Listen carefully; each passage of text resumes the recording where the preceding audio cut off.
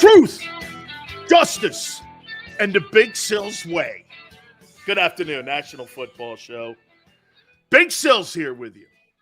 Please hit the like button. By the way, let's put it out there right away. Bottom of the hour, our good friend Merrill Reese will join us at 3:30 Eastern Time. I got to tell you something, man. I'm going to try to pull out some of the conversation that I heard during the broadcast when Merrill and Mike Quick were calling the game on Sunday and try to put it here on a show. He was talking about the inept special teams.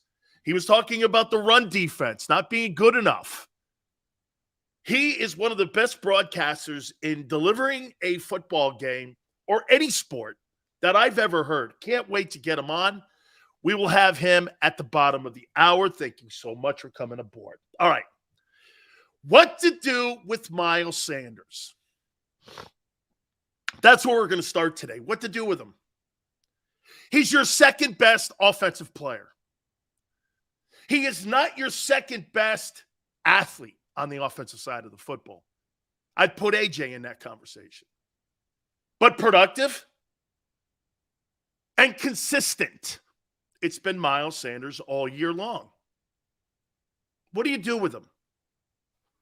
Are the Philadelphia Eagles really going to allow a player to walk out the building that is in the same line with Brian Westbrook, Shady McCoy? Are you going to allow a guy like that to walk out the building? He's arguably one of your top 3 running backs that you have ever had in your franchise. Are you going to let him walk out the building? The importance of the position, the importance of Miles Sanders to Jalen Hurts and his development. What do you do with him? If you took Miles Sanders off of that offensive football team in Philadelphia, what would it look like? Would he be a piece that you would truly miss if you took him off that offensive huddle? Again, the most important position on the offense is the quarterback. Is Miles Sanders more important than A.J. Brown? Yeah. Is Miles Sanders more important than Dallas Goedert? Yeah. Is he more important than Devontae? Of course he is. And here's why he is. You're not a passing offense. You are a run-centric team. Whenever you get in trouble, it's not about throwing the ball down the field. It's about running the ball down the field. Hence, you just ran 49 attempts on Sunday. You revert back to being what you do and who you are the best at, and that's running the ball. Goddard is a massive loss in the passing game, but you're not a passing offense. You are a run-first, dominant team, and it runs through your quarterback and your running back. Miles Sanders would be an incredible loss. Not that Dallas isn't. Rich, appreciate you coming aboard. Miles Sanders is more of a loss if he's not in that backfield than Goddard is. You just won a game against the Packers. You're not winning that game without Miles Sanders on the field. You're not. You're not winning that game. You're not beating the Colts. That guy he's on pace for 1,400 yards. He's going to the Pro Bowl. Do you know that Miles Sanders, if you put it really in the NFC side of the aisle, he's the second best back in the NFC.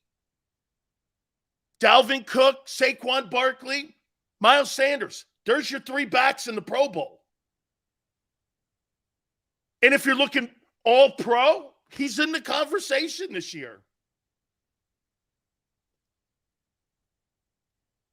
People are saying he's replaceable.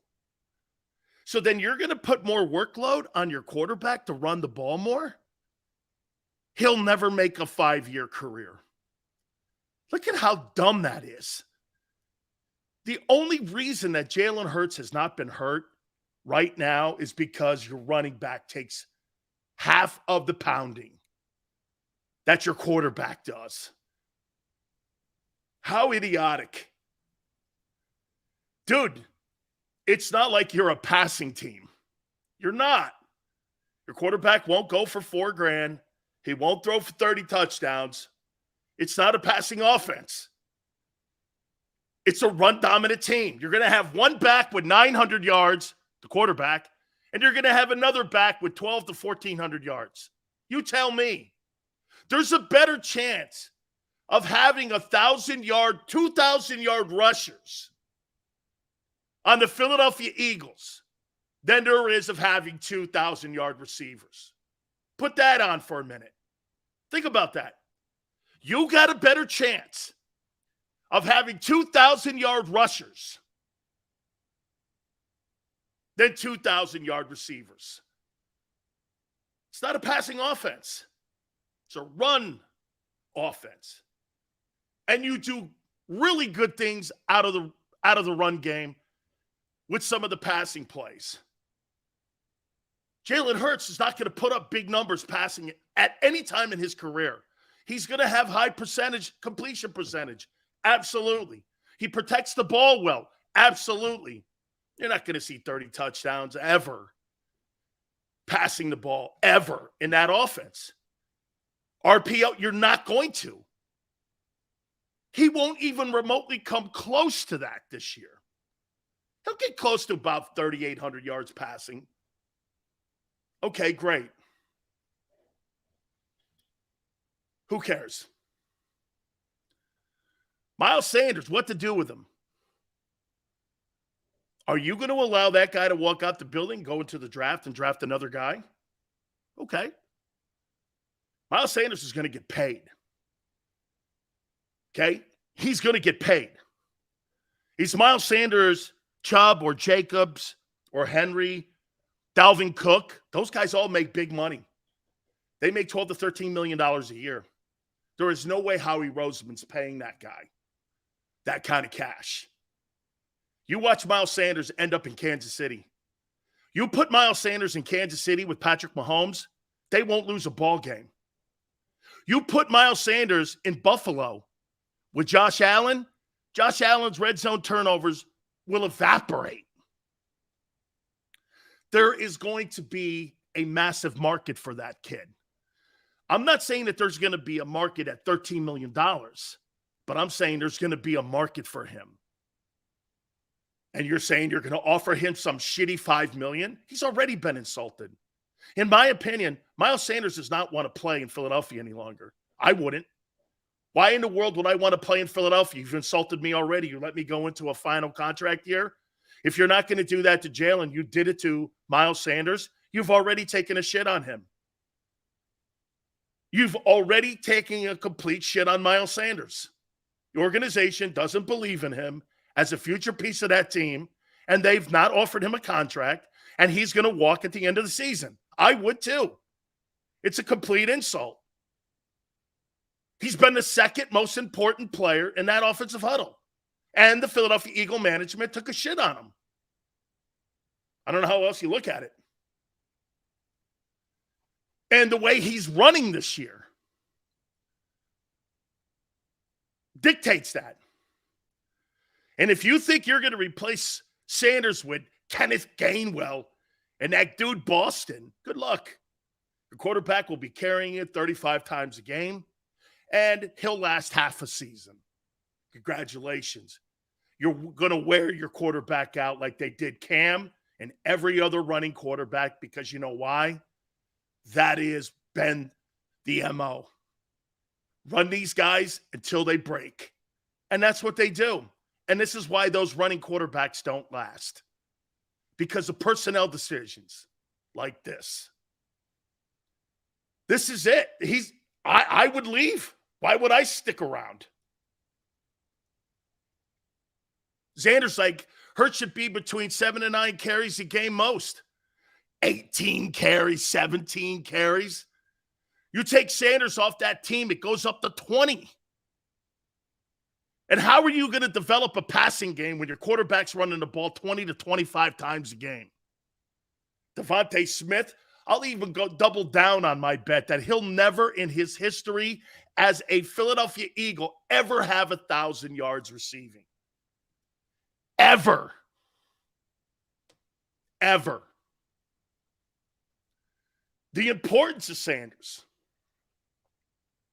or a player like him is important. You keep him. Hey, JM, you keep Gainwell, I'll keep Miles Sanders. You keep him. Kenneth Gainwell is a dude.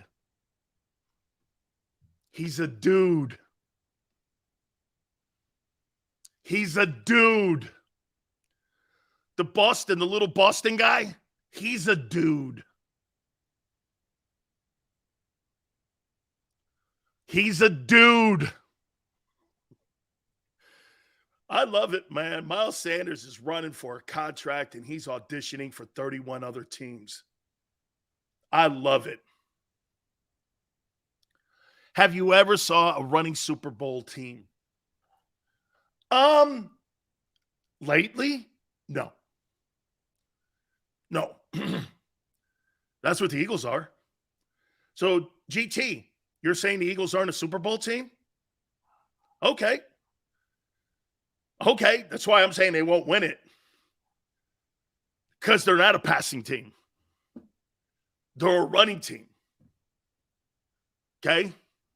The Ravens won the Super Bowl because Flacco had Anquan Boldin and they threw the ball.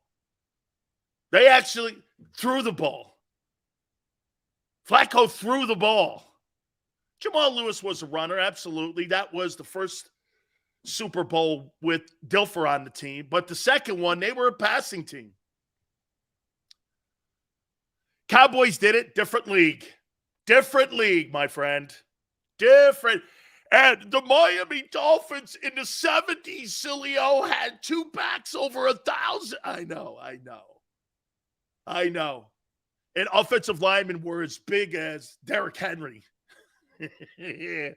Oh, by the way, we got a nice little surprise for you in this week because we may be we may be putting a prediction needle down today.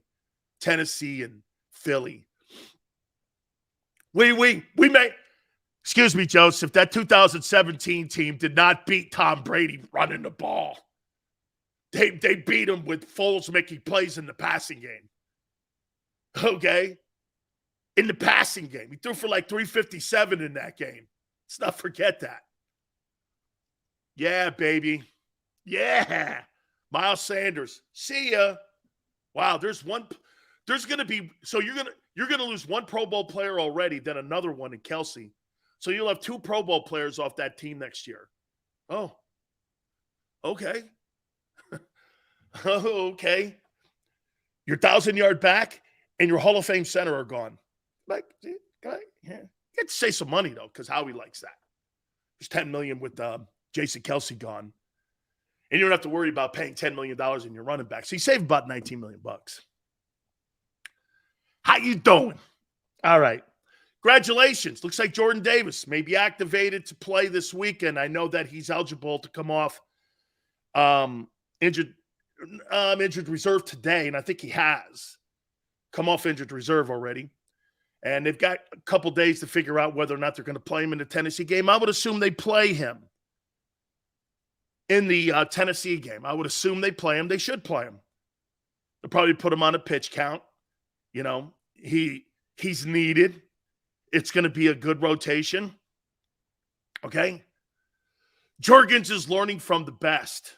Oh, okay. I hope he's a Hall of Famer. Jorgens will be fine. Seamless transition. Yeah, because the center position is always the easiest to pick up. You're in charge of blitzing and odd and even fronts and all that, right? Yeah, I'm sure he'll pick that up right away. I'm not be seamless. Be a seamless transition. Let's get to the topics. This is a good one here. Can this Tennessee Titan team beat the Eagles Sunday? Oh, you bet they can. They've got all the components to do it. They've got a frontline defensive tackle and also a defensive line that is dominant at the point of attack. And this is going to be a good match. This is going to be a wrestling match. I'm looking forward to this game Sunday. And You can't stop the run. And guess who's coming to town? King Henry. You can't stop the run. So Jordan Davis, a rookie, you're taking him and two dudes that were at the dollar store 2 weeks ago to stop King Henry. I don't believe it. Your Pro Bowl secondary slot corners out for the rest of the year. I don't pretend to sit here and believe that Ryan Tannehill is the guy that's going to throw for 700 yards in a game. But personally, I don't think you beat the Titans Sunday. I don't think you beat them. I think you're hurt everywhere. Do I think, when healthy, the Philadelphia Eagles are a better team? Absolutely. Going into this game, I don't know.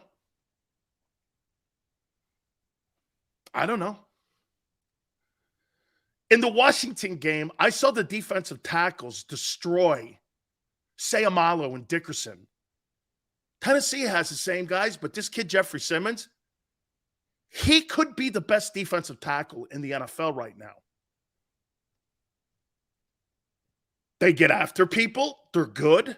They're well coached. And I think the Titans are going to win this game Sunday. I think Derrick Henry's going to go for 175 yards on you. Who's stopping him? Your D-line, which is in the 20s? Because Jordan Davis is back.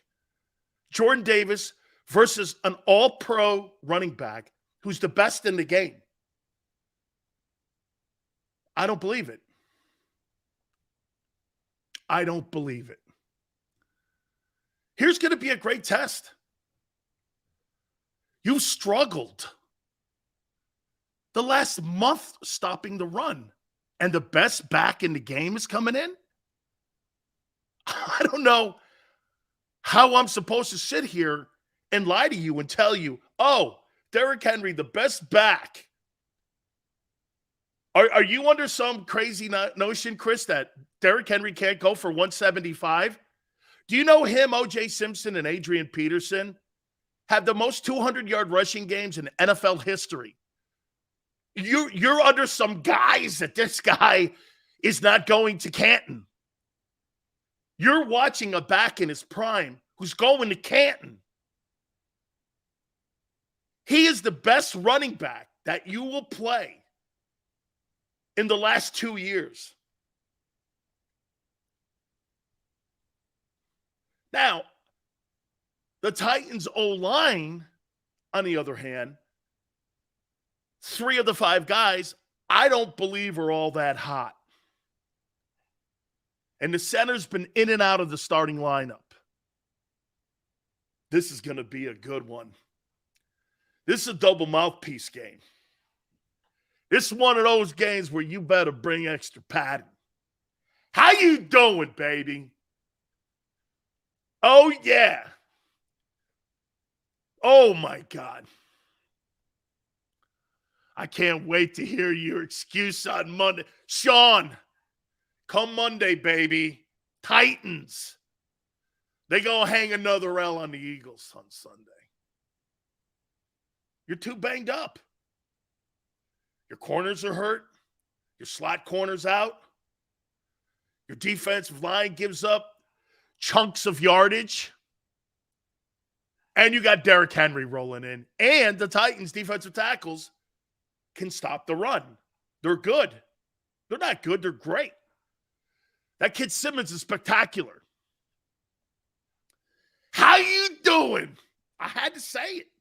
I looked at it today and I said, legitimately, do I really think that this Titans team is good enough to beat the Eagles on Sunday? Yeah, I do. You got 0 tight end. Your wide receivers have been a non-factor for a month. Your quarterback and your running back are the only thing carrying the mail for that team right now. And you haven't played better football since that Vikings game. You've played shitty teams, and you've been better.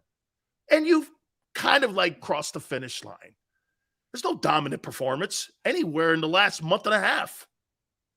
Nowhere. And when you had to play a team that had a winning record, you got beat. Titans have a winning record rolling in, my opinion, and a better coach. Mike Vrabel's a better coach than Nick Sirianni, and by far a better coach. Oh, and by the way, Jim Schwartz is also a consultant to the defense. No wonder they're aggressive when they get after people. How you doing? Yes, sir. Yes, sir. It's going to be a football game, man. Oh, and by the way, that phenomenal special teams, I'm sure that'll do a really great job too, man. Spectacular special teams. How you doing, man? Look at Anthony. This clown picks the Titans. Then when the Eagles win, we will sarcastically say, oh, they did what they were supposed to do. Sileo is a clown. Wait a minute. You got the best back coming into the NFL. Check. And the NFL coming into Lincoln Financial. Check. You don't stop the run. Check. Your secondary's banged up. Check. Your special teams blows. Check.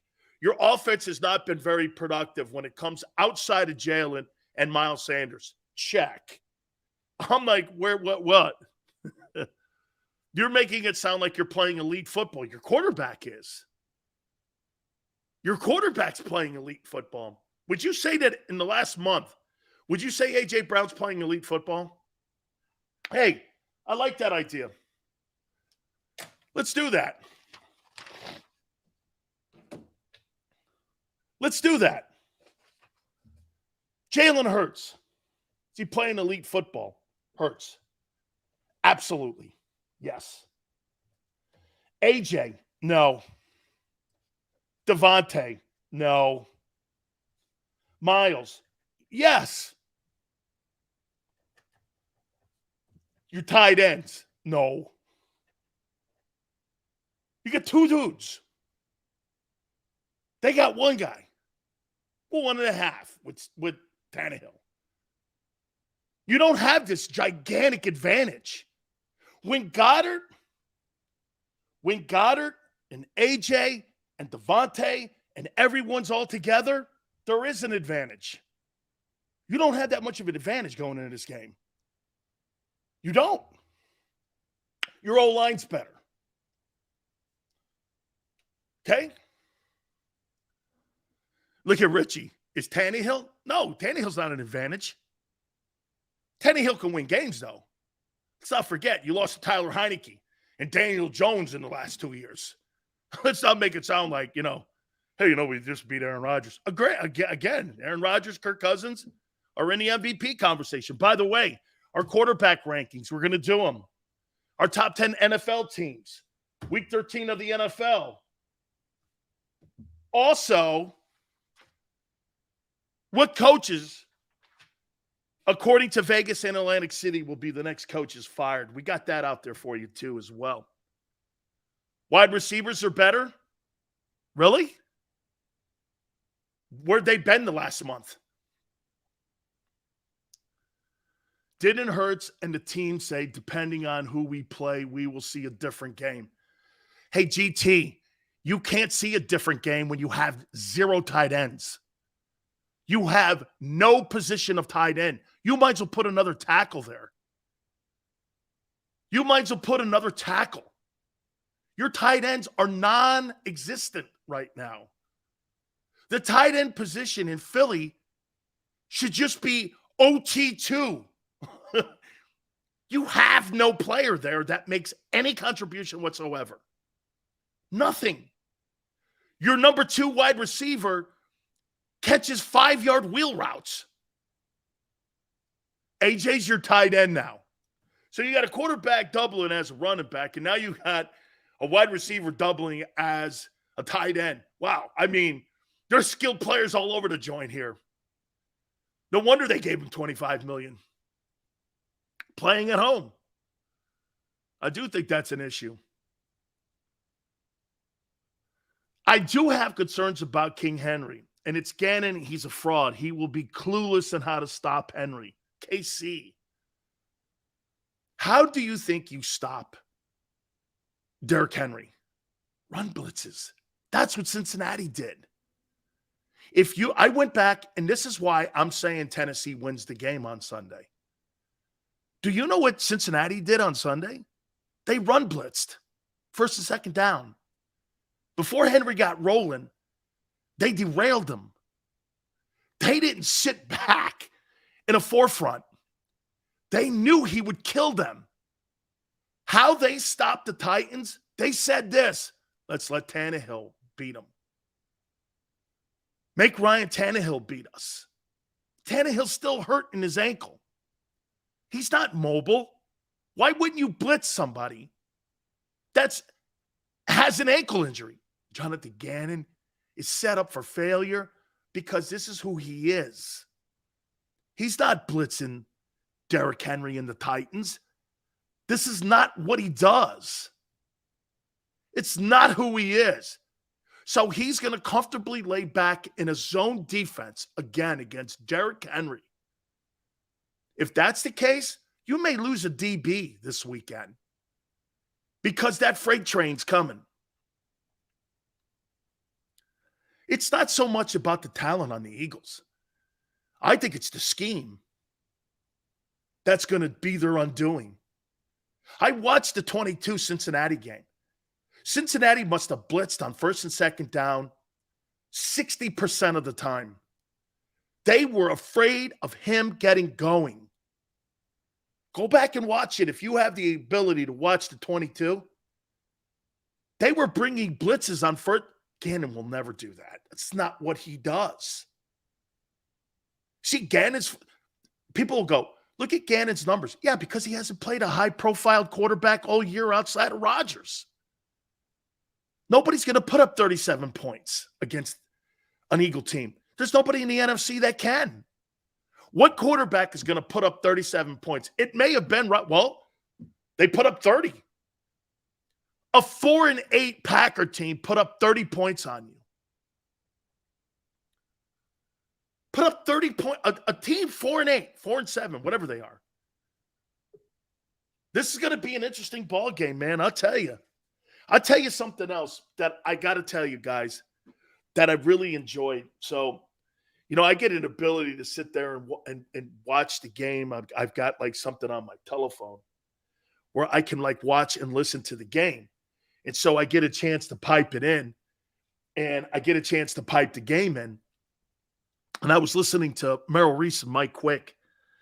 And boy, I'll tell you what, man, people in Philadelphia, I think you guys get an absolute treat. We're going to catch up with our friend here in a second, Merrill Reese, and get his thoughts on the upcoming game and also, too, what he saw this past game.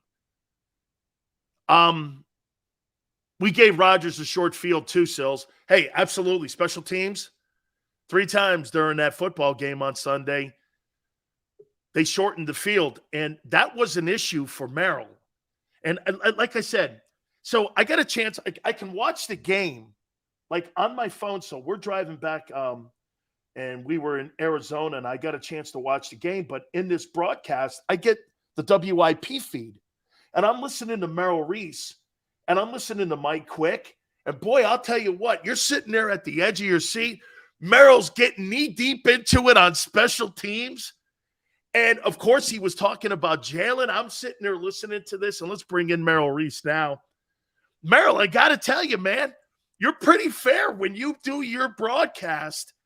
You really are. I mean, you were very critical of the special teams because it was giving up short fields. You were very complimentary, obviously, in how Jalen took the game over and what he has done this year. Miles Sanders as well. I mean, really a true testament to what you guys do. You were a little concerned about the special teams in that game on Sunday. Yeah, it was, Dan. First of all, I do not – people think it's a compliment when they say you're a real homer. I'm not a homer. Absolutely not. I was floored, Merrill. I was floored. Listen, I'm going, wow, he is as honest as you can be. We try to be. We respect our fans. We think they understand when they see a bad play that comes from the Eagles. I want the Eagles to win. That's where my heart is. There's no doubt that I'm celebratory when they come up with a big play. But when they're bad, when they're off, when they're out of sync, when they're there's an aspect of their game that is going to get them into trouble. We pointed out, we try to be as fair and as honest as we can possibly be. I was outraged 2 weeks ago when there was no face mask called on the Dallas Goedert fumble. I was outraged. But if the call had been the other way, I might not have been as outraged, but I would have been as honest, pointing out that the officials missed the face mask. And in fact, the next week, there was a tackle by Hassan Reddick on a sack of Matt Ryan in the Indianapolis game. And Mike said, I think there was a face mask there. And I said to Mike, boy, I thought that was legal. I think a little bit of justice right there in that play, except for Dallas being lost. That to me, again, I said the same thing. I'm like, look at Merrill, man, kind of making it even Stevens there. No, but it really was a really great broadcast to listen to. And Merrill, I suggested this. If you're in the middle of the season, hell, you're through the middle of the season. Now you got 6 remaining now.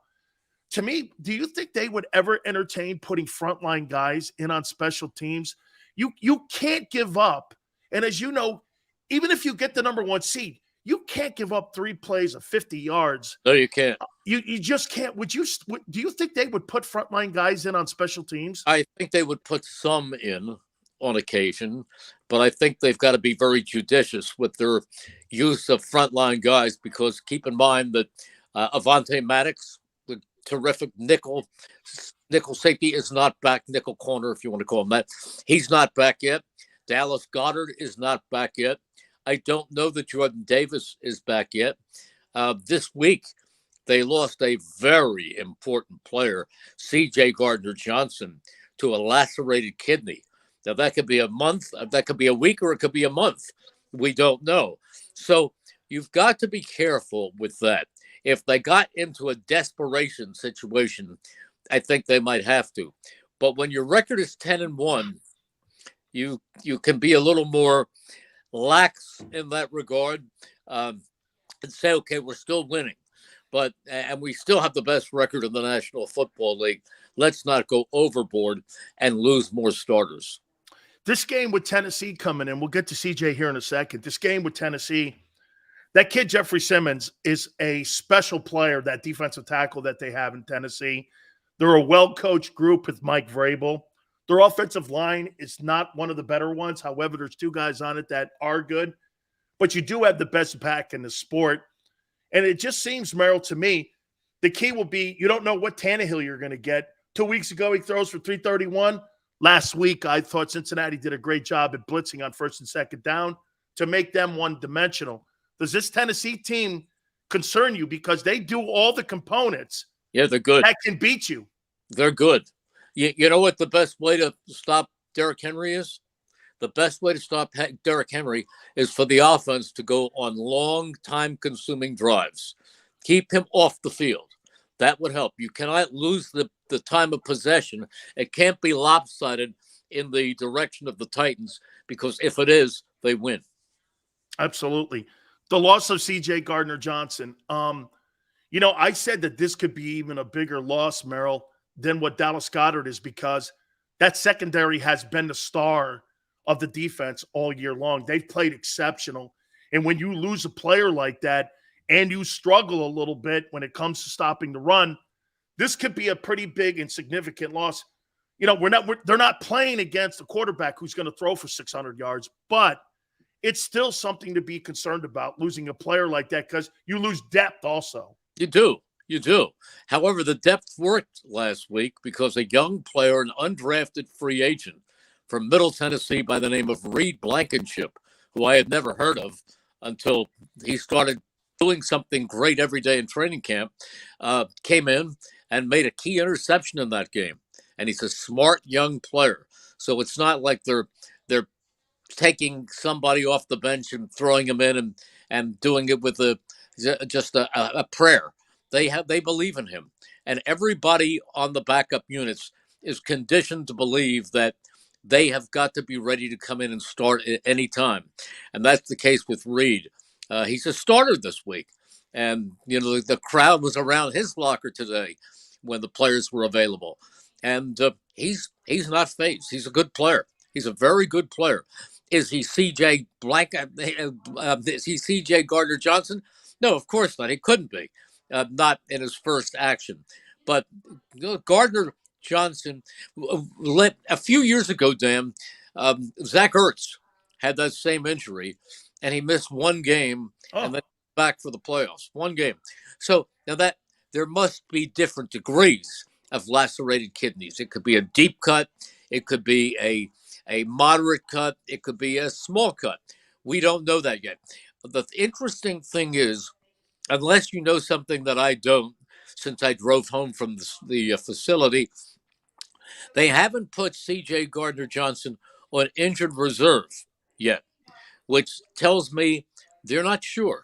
They're looking and they're testing and they're waiting to see how he responds before they take him out of the lineup for a required 4 weeks when you put somebody on IR.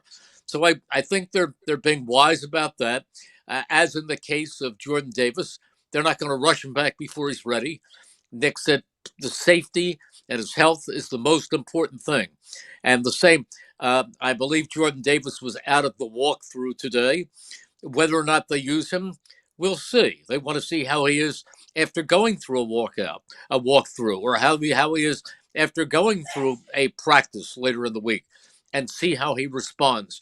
But he's so valuable, and so is C.J. Gardner Johnson, that they don't want to put them out here prematurely. Absolutely. And that lacerated kidney, it's always, like you said, Merrill, it's like knee injuries in a way. There's levels and degrees. Right. And what you do is you wait for the swelling to go down to see if you need any kind of microsurgery or something more significant. So to me, the more they don't have him under the knife right away, well, I think that's a positive sign. The word seems to be that there is no surgery required. That's fantastic. So, but the treatment for a lacerated kidney is rest. Right. So he can't go. He can't go stay in physical shape. He can't go running or jogging or doing anything else. He's got to just become a couch potato for the next however. Do you agree with Mike Quick that A.J. Brown has not had a very good month? I would say he hasn't had a really good 2 weeks. In the Pittsburgh game, which was a month ago, let's see, we have 3 weeks ago. In the Pittsburgh, I think that's right, isn't it? Yeah. Let me schedule 3 games. Yeah, 3. He was phenomenal. He had 3 long touchdown catches. So I'd say for the game against Washington, he got hurt. Oh, no, he fumbled a ball. It was a key fumble. In Indianapolis, he had a fumble, and then so he's had a few mistakes. He hasn't had the big game that he's had in the past, but he will. He'll be right back. And it's funny to hear Nick talk today and say it doesn't matter if he's going back to play against the Tennessee Titans, the team that he couldn't come to a contract agreement with, the team that traded him. You treat each game the same. And I tell them it doesn't matter. Doesn't matter if you're going back playing against your old coach. Doesn't matter if you're going to go back and play against your former teammates. Human nature tells me that it does. Hey, Merrill, you do this to the newspaper guys and to the media guys. You say this. It's just another game on the schedule, But inside, you're like this. Oh, yeah, you don't want to pay me the extra $4 million? Well, here I come. Right. It's called professional pride, and he has plenty of it. He's going to come back and have a great game. Miles Sanders. I got to ask you here, Merrill. Would you agree when I say this, that Miles Sanders has been the second most consistent offensive weapon that the Eagles have since the Detroit game to the Packer game? There's been other guys that have had spectacular moments, like AJ, like Dallas Goedert, but the second most consistent player who's on pace for 1,400 yards, 12 touchdowns. This guy's on pace to have a Pro Bowl year. Absolutely. As a running back. You think he's been the second most important player in that huddle? Not counting Dallas Goedert. Yeah. Since he's out right now, but yes. Yeah, I do. Although you also have to realize that Devontae Smith has been pretty good. So, I mean, he's the way he's taken over the ball carrying chores, but I mean, he had over 130 yards they just rushed like crazy against Green Bay. I mean, do you realize that Jalen Hurts had 157 yards rushing, which broke Michael Vick's Eagles single game rushing record for a quarterback by 27 yards.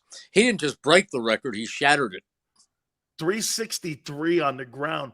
I only used to see that stuff in college when you're playing against inferior opponents. Yeah. NFL teams, Merrill, don't run for 363 yards. That being said, what you said about Jalen, does it concern you the last 2 weeks he's carried the ball 30 times combined in those last 2 weeks? Minimally. I mean, I don't like to see quarterbacks run the ball 17 times because that's 17 times they're exposed to hits. But in the case of Jalen Hurts, it's interesting. He knows what he's doing. I heard Randall Cunningham on one of the talk shows here the other day on WIP. And Randall Cunningham was talking about, how Jalen Hurts slides and how he knows where he's going. And he talks about what he did. It's a totally different kind of running. Randall Cunningham was out there ad-libbing 90% of the time, running in circles, leaping over tall buildings at a single bound, throwing his body around. I think, and this is not a criticism because I think he's a great quarterback, but I think Josh Allen can be a little bit reckless. He is. Where he'll bang into people. Carson Wentz, when he went down in 2017, was cracking across the line of scrimmage and trying to bang it in there. Jalen Hurts doesn't take on linebackers or linemen. Jalen Hurts takes what they give him, and when he gets through that first wave, he looks for a safe landing. There was a run in the Packers game down the right sideline, about 28 yards, and he could have taken a chance of put his foot in the ground and cut to the left, and he would have been banging into some people. Instead, he chose to just sashay out of bounds. He does not take that hit that often. And so I'm not as worried as I would be about a quarterback who had a different style of running. But here's the other thing I thought about. You remember what Randall Cunningham used to do. I have a picture of played against him. I have a picture of Randall in my office flying through the air over the entire Giants line. I mean, he launched. Was that the cartwheel play? He didn't actually cartwheel. He just leaped over, flew. That's right. But so I have that. But then I thought about Randall. He had one season-ending injury, and it occurred. It occurred. I can still remember. It occurred on the first play of the second quarter of the opening game at Green Bay, when he was hit by a linebacker by the name of Bryce Pott, and he was hit in the pocket. He was hit at a standard drop back pass. Oh, he got hit. That put him out. The rambling Randall show really didn't put him out. We before that first injury, we used to call him Plastic Man. I mean, you could hit him. He was like a pretzel, and then he'd spring back to life. You know what, too? Brian Westbrook was on our network earlier in the day, and he said something that made me pause and think about when Jalen, and if you break down all the films watching him and how he gets hit, the one thing you notice about it, Merrill, he doesn't get hit by linebackers and defensive tackles. No. He gets hit by DBs, and he doesn't take blindside hits where they're hits that are going to be, it's one thing when you're young, you can brace for him. And this is what Westbrook was saying, that look, he gets to brace for these because he sees them. There's nobody coming up and blowing him up like a Vic or like you were mentioning too. Andrew Luck would go into that conversation. He played recklessly, like you see Josh Allen playing. So, I mean, would you agree? He's almost like a smarter Randall in the way that he's out there with his field presence, because he's not going to take the dangerous play or the dangerous turnover play. And I think that's why this RPO is working with him. Yeah, I think I don't want to use the word smarter, but he doesn't run like Randall.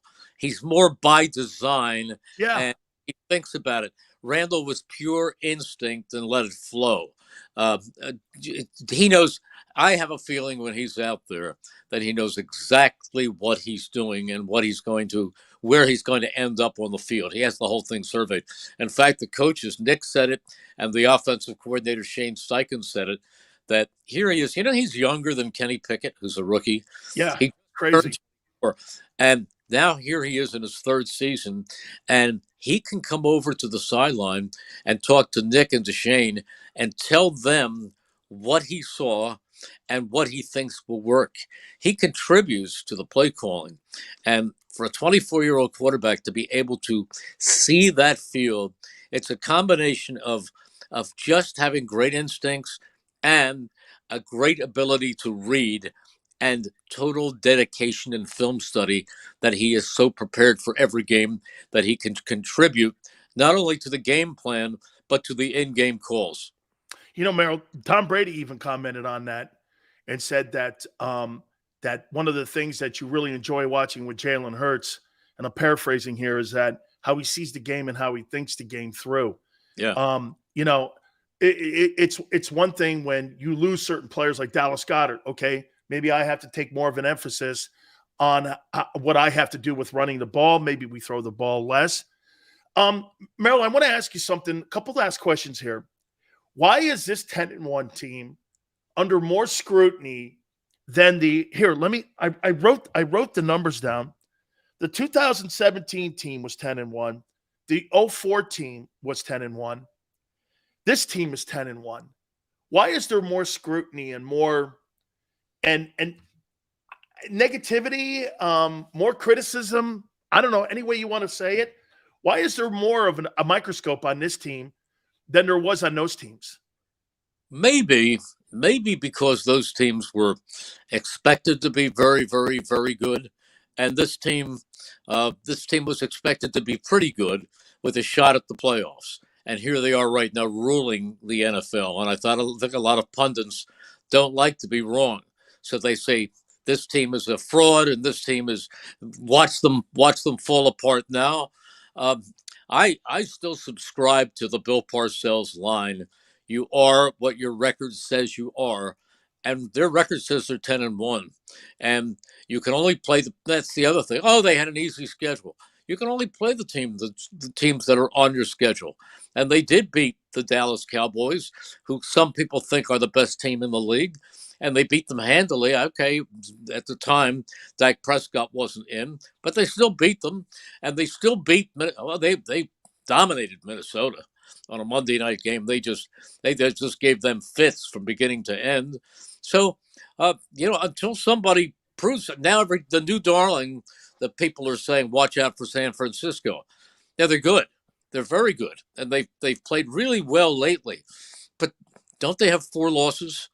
Yeah, they do. It's not an accident that they have 4 losses. So, I mean, you could say, well, that was before they had Christian McCaffrey. They're much better now. But they have 4 losses. This team has 1 loss. They're the best team in the NFC right now. I'm not going to tell you they're the best team in the NFL, because I look over there at Big Red and the Chiefs, and they look pretty tough. And I know how good the Bills can be, although they've got 2 losses in their division. So, but right now, I think the Eagles are probably as good as anybody. Merrill, final question for you. What coordinator have you been the most impressed with this year, Jonathan Gannon or with Shane Steichen? Yes. Well, are you running for mayor of Philly? No. I'm going to tell you something. If I'm looking for a head coach next year, I'm interviewing both of them, and I'm interviewing Frank Reich. I've got them. Those 3 are on my short list, and I'll give you another one. And he's a friend of mine, D'Amico Ryans. Oh, yeah, the DC for the 49ers. Boy, is he a great man. And is he got that defense. I mean, I'm with you, Merrill. I think San Francisco's a different football team, and they've had a lot of adversity this year between the Garoppolo and Trey Lance thing. The injury bug hit them earlier in the season. They're getting healthier now. They've got an all-world linebacker group. They've got Nick Bosa. They've got Kittle. They've got Christian McCaffrey. No, I'm not taking away from them. I'm just saying don't leapfrog them over the Eagles quite yet. No. That's all I'm saying. But D'Amico Ryans is the best. They used to, when he was here, they had every Wendy's had a big cutout of D'Amico Ryans and me, each holding a Wendy's. It was standing together. And in the cutout, I was pretty much the same size as D'Amico. Merrill, thank you so much for taking time with me. I totally appreciate it. Thanks, Dan. It's always fun being on with you. You bet. That is our good friend, Merrill Reese. Him and Mike Quick were so good on Sunday, man. I mean, they just absolutely give you the ebb and flow of the game. It's all emotion, too. I mean, they got a really great team, and I listened to the entire broadcast, and I heard Mike go, yeah, man, AJ hasn't had a very good month. So we appreciate it there. All right. Jimmy G. Jimmy G. You're damn right, Jimmy G. Holy cow, my boy Jimmy G. Jimmy G got that football team ready to rock and roll, baby. Hey, Richie. Did you hear that, Dan Sileo? I got the Titans beating you Sunday. I don't know by what score you're at.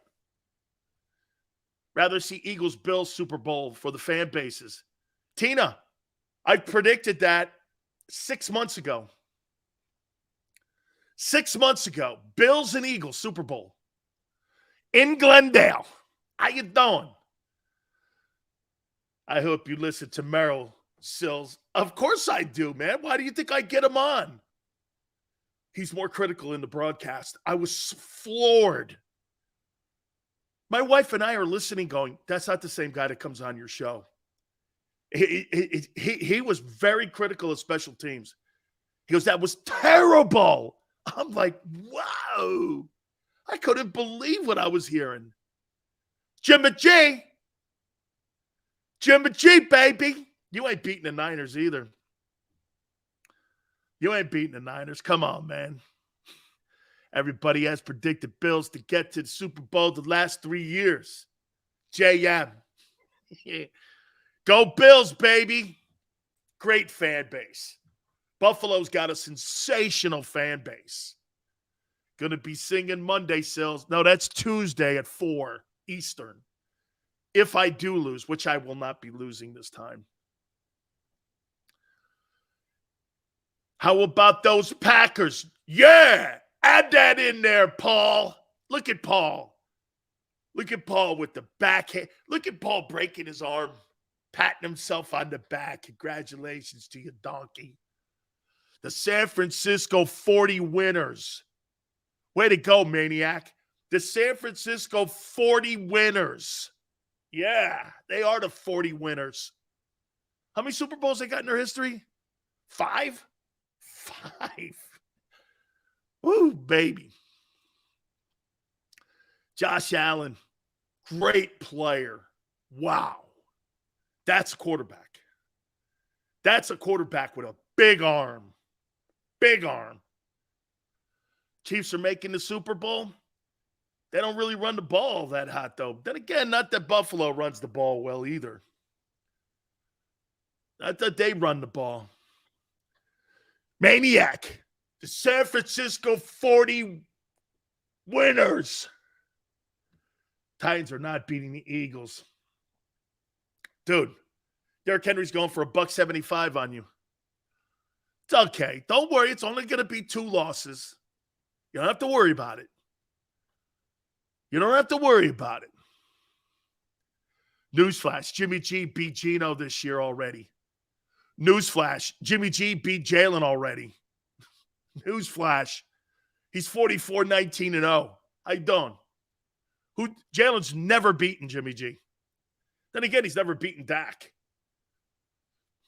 Anthony, Sill's the biggest. How can I be the biggest Eagle hater when I picked you to go to the Super Bowl 6 months ago? How can that be? How can that be? How can I be a hater when I was the first guy in Philadelphia media to say your guys are going to the Super Bowl? At least I had the onions to say it. I don't see anybody. I still don't hear people saying they're going to the Super Bowl. I don't hear anybody going with conviction. Hey, they're going to Super Bowl. I think they are. I think they're going.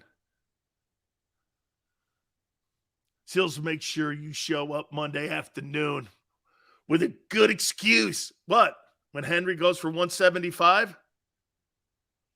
if we lose to the Titans, I'm skipping the entire week of national. No way you could do it, maniac. Big Sills needs you. Ray, Jimmy G, 4-2. That's the only quarterback rating you need to know. Bring your stats out. 4-2. 4-2. What are the Niners without him? Ungats.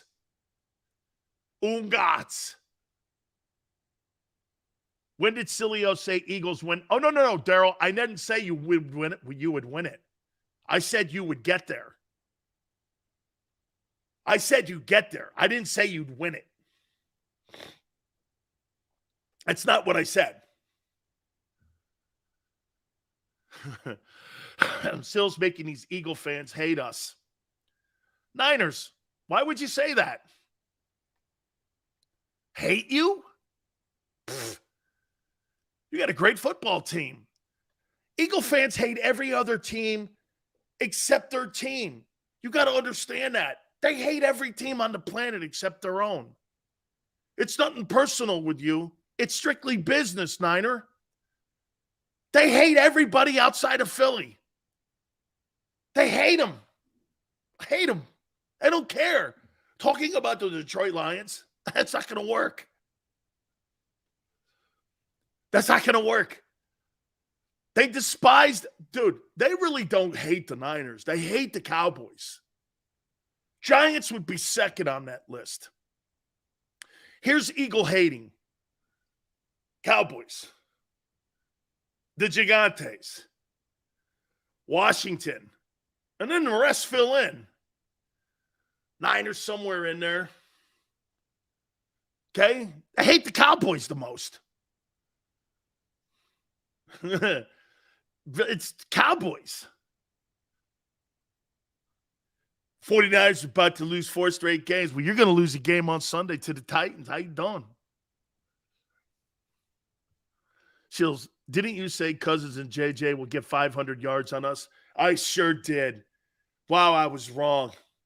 But I also said that Jalen wouldn't get 4,000 passing yards, and you would never see 2,000 receiving yards in receivers or 100 catch receivers this year too. Huh? Oh, GT. Huh? Jalen's not getting $4,000, and you ain't having 2 receivers with 1,000 yards, and you're not going to get close to having a receiver with 100 catches. How you doing?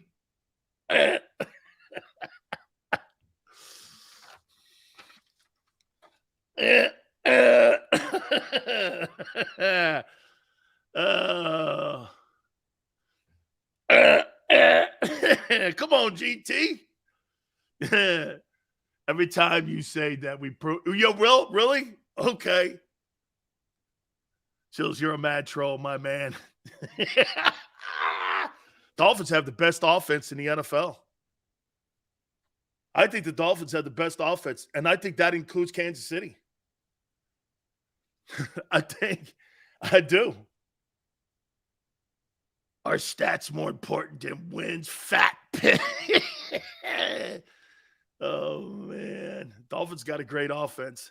If I'm Xander, how about Xander and those Bama quarterbacks this year? Holy shit. Look at those Bama quarterbacks versus those Oklahoma quarterbacks.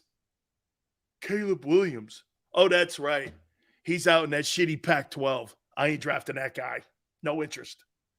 I have no interest in him and the Lincoln Riley quarterback. They all suck. He has not developed one guy and I went, man, that guy's great. Kyler Murray, you can have him. He's probably the best guy that he's produced. The rest of them have been garbage.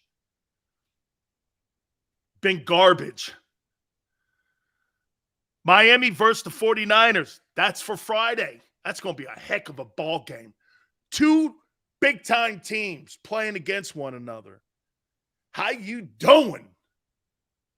What if Jimmy G wins that game too, man? He's just going to skyrocket up that MVP list. Go get him, baby. That's my boy.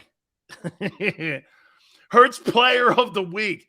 Hey, when you run the ball 157 yards, he sure didn't get player of the week because he threw the ball. He was dual threat. Yeah, hey, Jalen was dual threat. Yeah, wasn't because he threw the ball. What did he throw the ball 4 times? He was dual threat. How you doing?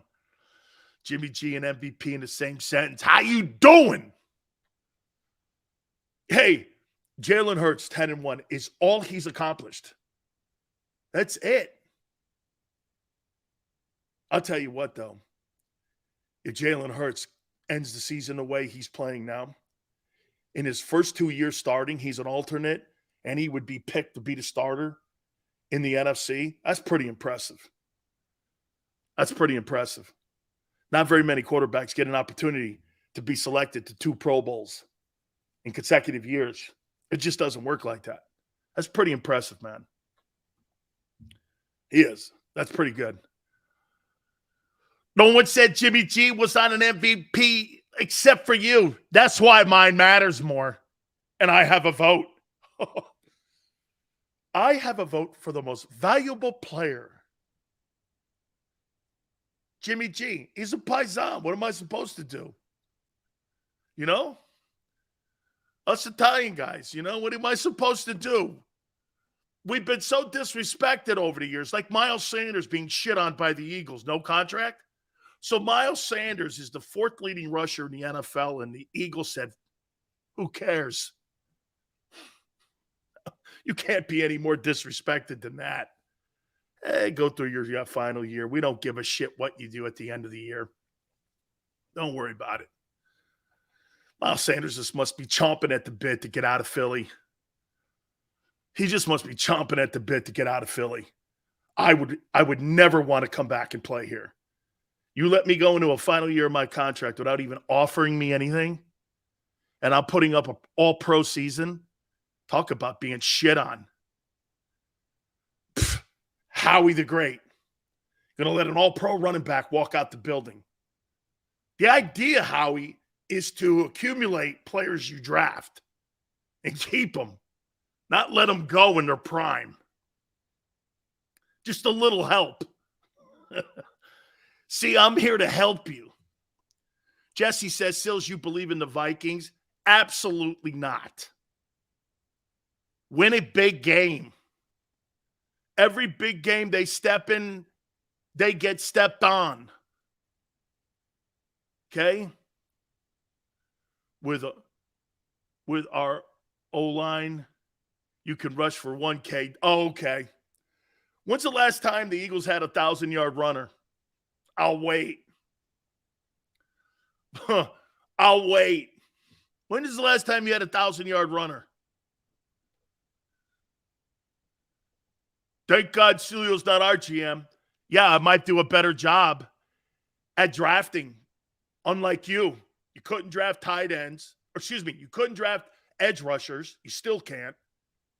You can't draft corners. You can't draft wideouts. Or linebackers. You have to go out in the open market and get them. It's all good, kid. Don't worry about it. Oh, we haven't. Oh, top of the hour. Big Sills quarterback rankings going into week 13. I've got the list who are playing the best quarterback. We'll hit on it next. Hit the like button. Hour 2 with Big Sills here on the National Football Show.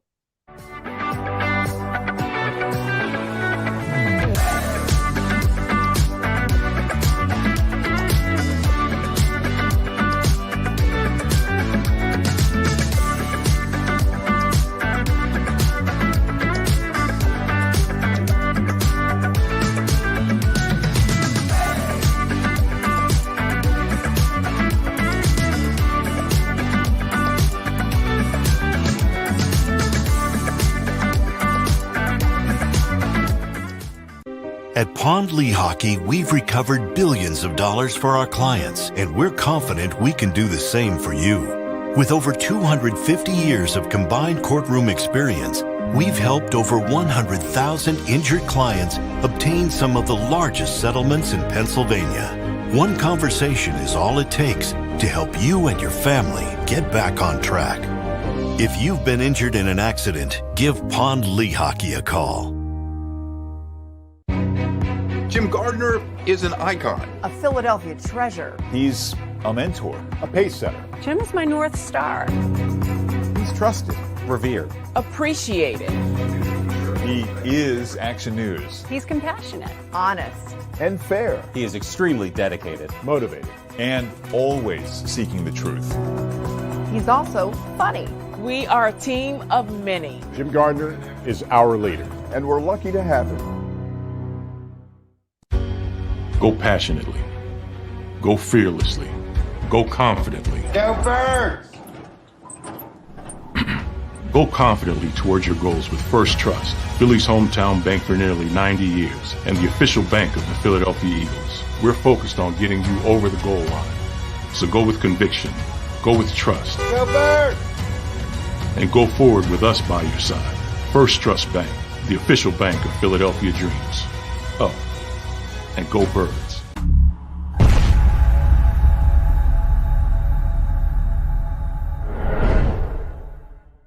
We all know that taxes are just part of life. It's true during our working years, but also in retirement.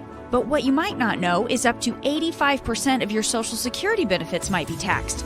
Our team at Thrive Financial has helped retire thousands of people across the Delaware Valley by asking questions they never knew they needed to ask, including how their Social Security benefits might be taxed. It's time to be proactive on taxes. Get your Thrive Retirement Tax Playbook today.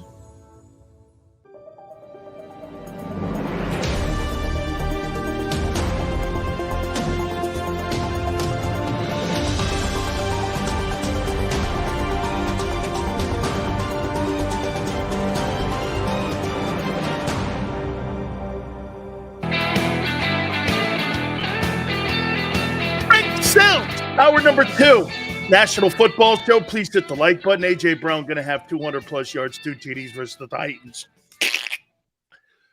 The guy's been Casper the Ghost the last 3 weeks. He's been Casper the Ghost. It's been Casper the Ghost, man. Hey, by the way, congratulations to Brian Burns for being named Defensive Player of the Week for the Carolina Panthers. The guy that I tried saying that the Eagles should give up a first-round draft choice for. Guy's 24 years old, Defensive Player of the Week, and he will be a Pro Bowler this year. This is the guy the Rams wanted.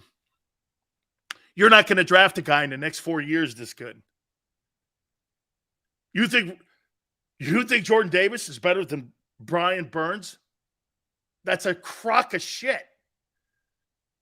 Not close. This guy's an actual pass rusher and can play the run.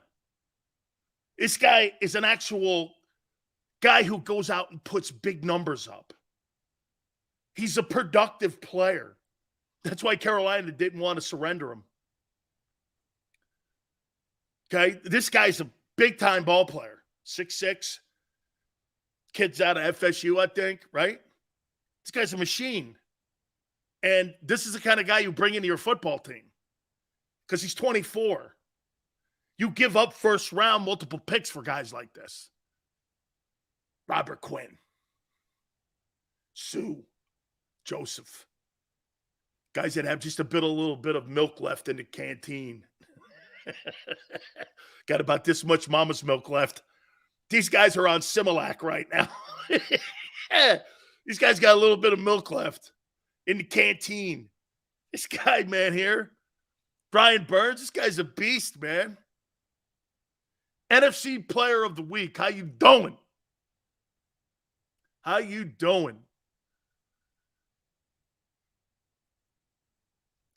Just got a text. My dad's getting it. Sorry to see that, dude. Hey, Maniac, I hope everything works out for your family, man. Sills, remember I said Niners will not make the playoffs. Yeah, you also told me that Jalen's going to throw for 4,000 yards. Oh, that's right. Congratulations to Hurts. He was the NFC Offensive Player of the Week. What a great running game. He was great in the running game. I mean it, man. Got to be one of the very few running backs that has made the Offensive Player of the Week. Congratulations. Yeah, man. Jalen got the Offensive Player of the Week for being one of the top running backs. Man, that's great. Wow. Man. Yeah, no. Hey, Maniac, pulling for you, man. I'll be thinking about you too, brother. Why all the negative? There's no negativity. I'm giving Jalen kudos, man. Congratulations. You were the best back in the NFC this past weekend. But what else do you want?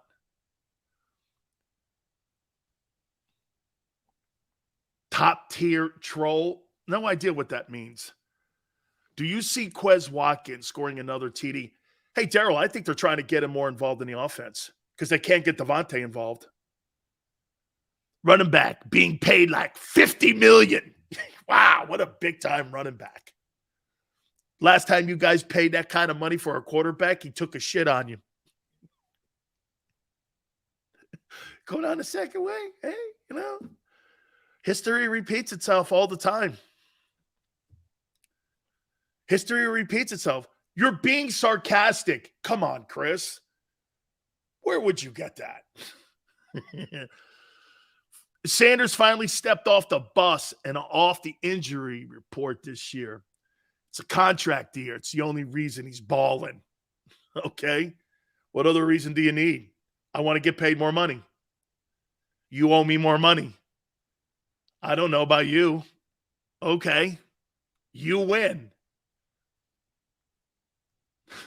A condescending troll on Philly. That's what I'm hearing. Oh, Christopher, how could you say such things? I picked you to go to the Super Bowl, my friends.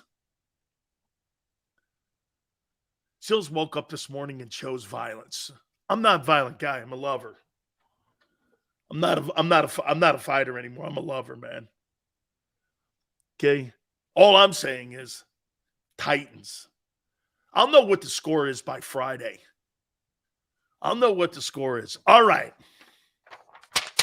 Here we go. Each week, I get asked to put a quarterback list together on the guys who are playing the best quarterback. And these are your 10 men. Going into week 13. By the way, we also have the top 10 teams. Week 13 of the NFL. Coaches who are next to be fired. We're going to put that out there too. Here we go. The Big Sills. Top 10 quarterback play. Heading into week 13. You're ready. 28-24 Philly. I like that score, Ray. Okay? I like that score. William says, love big fellas, big Sills. I'm more the other one. Now's you can't leave. Now's you can't leave. Here we go. Number 10. South Florida's very own, Lamar Jackson. He's playing good football, but how many games has that Ravens defense given up this year? They've had at least 3 games where you could probably circle and say that you gave them back because of your defense. Your secondary's not very good. They don't get after quarterback enough. They went out and got Roquan Smith, and it's kind of helped. The problem with the Ravens is the defense. It's not really Lamar. Lamar's playing good. I think Lamar, you're starting to see a little signs of being worn out, though, a little bit. Number 9, one of the great comeback stories in the history of the National Football League. These are the Big Sills, top 10 quarterbacks, and where they are right now in the season and who's playing the best ball at the position. Geno Smith, man, at 9. Kudos to Geno. I hope he makes the Pro Bowl. I hope he's in the top 5 for MVP conversation. Pete Carroll and him have absolutely given Seattle an injection that it needed when it came to winning. Who would have ever thought DK Metcalf is benefiting more from Geno Smith than from Russell Wilson? Kudos, man. Number 8, Justin Herbert. I think you're starting to see Mike Williams be healthier. They've got to keep Keenan Allen on the field. They got to keep Austin Eckler out there, too. They've got a good football team. I don't believe in their coach, Brandon Staley. They got to get Joey Bosa back on the other side.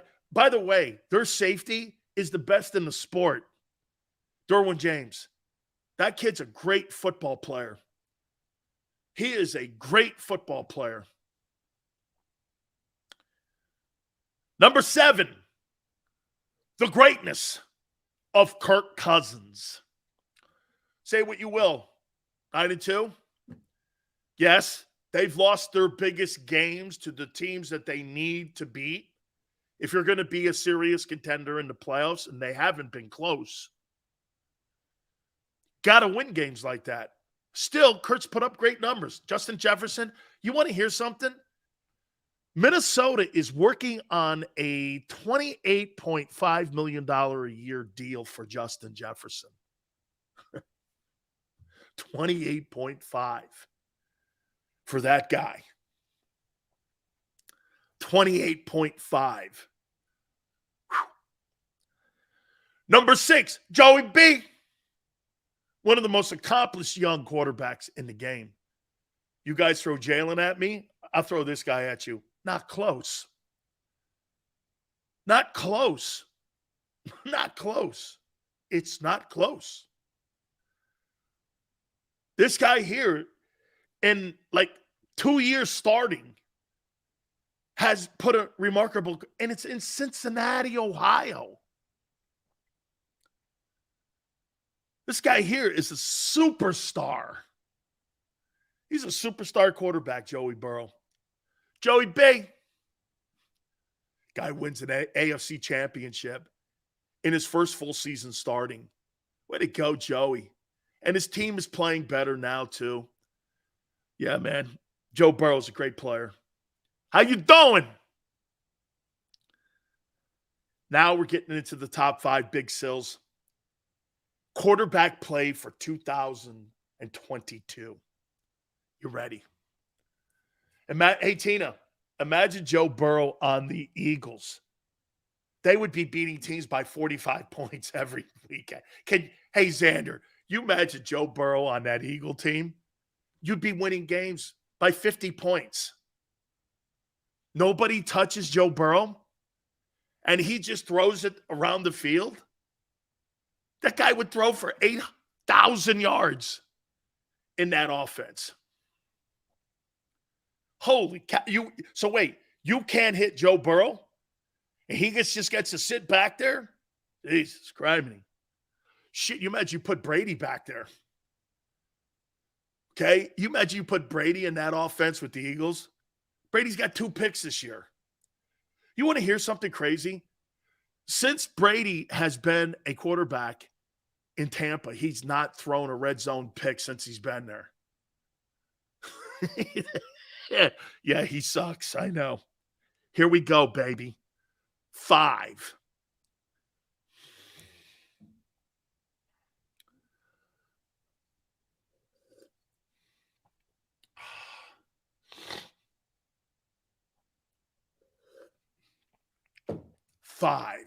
Big Sil's top 5 quarterbacks. This is a top 10 list, but we're now in the 5th spot here.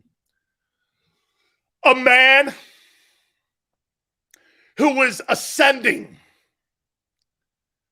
in his play week after week after week after week.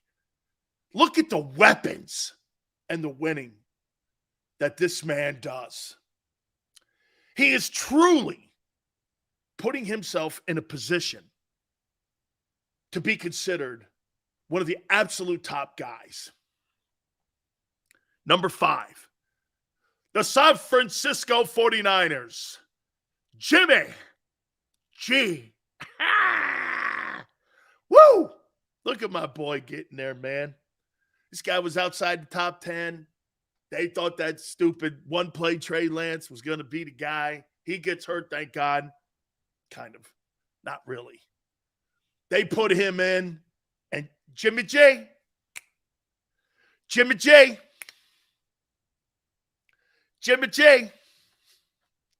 4 44-19-0 since he's been a starting quarterback in San Francisco.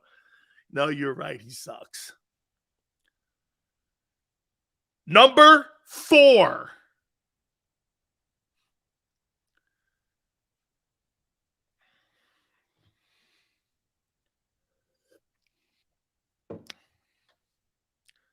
The greatness. And man, I love this quarterback. Josh Allen. Buffalo Bills. Got to clean it up in the red zone, son. And turnovers are going to be your undoing. I know you believe in that rifle arm of yours. I know you do. I even had a conversation with Ken Dorsey. They're trying to clean it up. You see, Ken Dorsey's my boy. I talked him out of taking the offensive coordinating job in Miami. I told him, I said, you guys got to be more on script. He asked me what I thought of Josh Allen. I said, first half, he's great. Second half, when you guys have to ad lib off the play sheet, not so good. Bro, the kid plays like too much like Andrew Luck in the second half, especially in the red zone. You know how hard it is to throw touchdown passes in the red zone? You got another defender out there, the back of the end zone. You got 12 defenders when you're inside the red zone. You're condensed in that side of the field. That's why he struggles, because he's a wide open kind of thrower. You've got to condense your playbook more. And if the lack of a running game, in my opinion, the lack of a running game, I don't have Dak Prescott on this list. Okay? I don't think Dak's played great. They got to clean that up in the red zone. Now we're in the third hole. Big Sales top 10 NFL quarterbacks heading into week 13.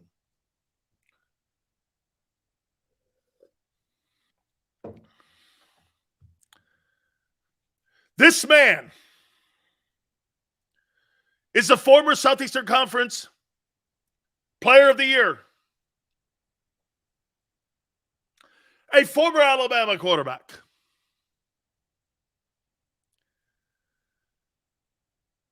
He has improved so much over the year. It's been remarkable.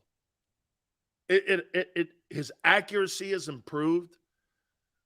Being a team leader has improved. Tua Tagovailoa is third. He's having an MVP season too. Number 2, we are now at the top 2. This man was just recently named the NFC Offensive Player of the Week. September, he was the Offensive Player of the Month. Ladies and gentlemen, your very own Jalen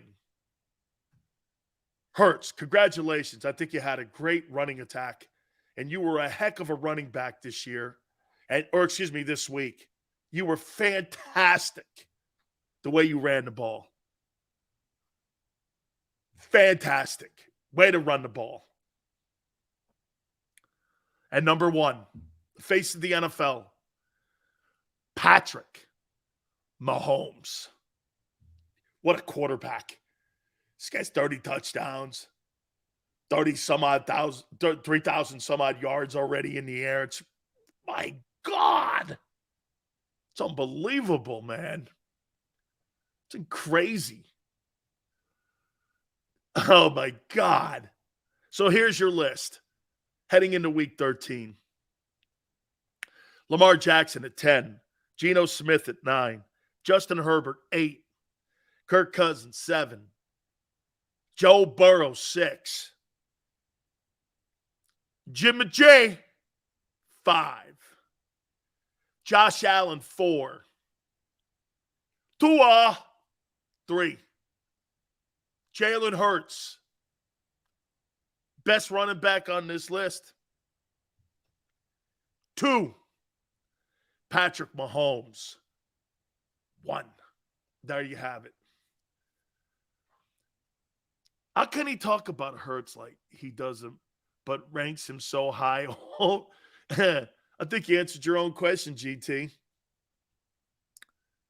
I'd be a moron not to. GT, look at what GT just said. How can he talk about, I've said nothing but great things about Jalen Hurts. I don't like the style. What do you want me to say to you? He's 10-1. He protects the football. He's limited in turn. Can I tell you the most important stat that Jalen Hurts has? It's not the touchdowns. It's the turnovers or the lack thereof. Don't you see it? Jalen doesn't have giant touchdown numbers like some of these other freak guys do. But what he has is he doesn't turn the ball over. He's not a turnover guy. And turnover results in winning. Okay? He doesn't turn the ball over. He just doesn't. If he wins it, all hell will break the ceiling for running quarterbacks. Oh, Yale. Yale, think this out. If Jalen wins the whole thing, can you imagine either him or Lamar have a shot at winning it? I don't think Lamar as much as Jalen because I don't think Lamar has the team. And those are really the only 2 running quarterbacks that are going to have a chance this year. The rest of them are all passers. Kyler Murray's not going anywhere. So it's really going to be on those 2 guys to try to get the deal done. You imagine if those 2 guys make it to the Super Bowl, they will change the sport forever. They will change it. Kaepernick was close to doing it.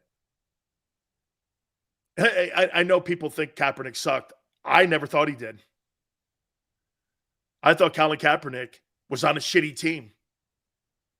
And after they let Harbaugh go, Trent Baalke destroyed that 49er team. I never thought Colin Kaepernick sucked. 263, 187 in a playoff game against Green Bay. Come on, man. And he almost did the same shit in the Super Bowl. Colin Kaepernick was a good football player. I don't care what you think about his politics. I don't care about it. He was a good football player. Kneeling down, I don't give a shit about that. It has nothing to do with me. Dude, you can kneel for anything you want in life. I don't care. It has nothing to do with me.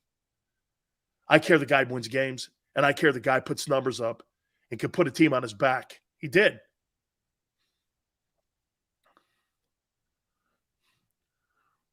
Well, you are witnessing it right now. Every week, enjoy it. Nah! You bet I'm enjoying it. You bet, baby. Maniac. You take Jalen. I'll take Josh. I would never have a style that Jalen Hurts has. I'm going to try to do everything I can to coach that out of Josh Allen. He's got to be smart like Jalen. He's more gifted, superior in arm talent. Superior arm talent. Superior.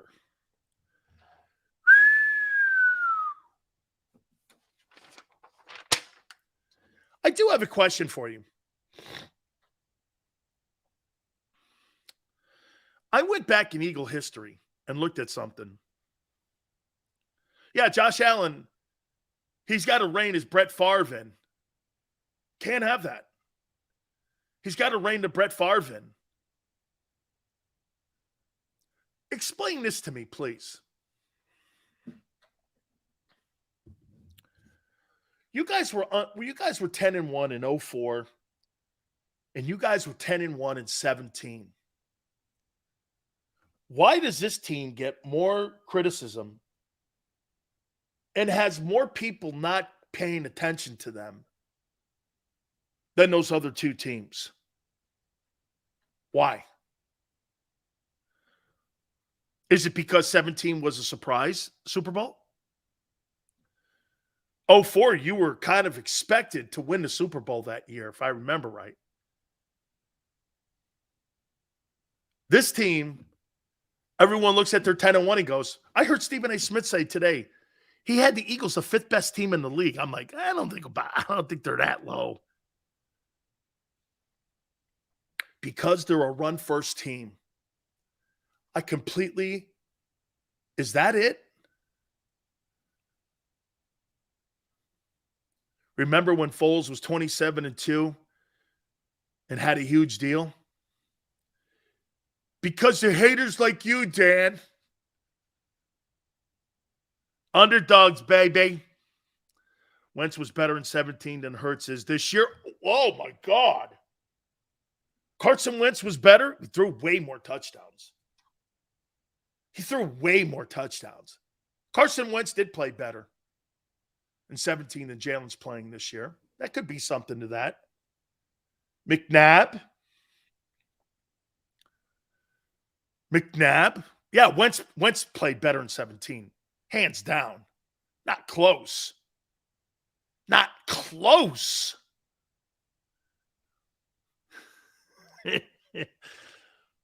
JM, but not by a lot. You know what I mean? Not by a lot. It's just different. Okay? It's just different. Seriously, Sills, what if they handed the ball off every play with our O-line? Who's stopping it? Chris, no one. No one, Chris. I think the Niners would give you a run for your money because I think they're really stout defensively in their line. They got all world linebackers. They're not that hot back in their back end secondary. But Bosa can rush the passer. Okay?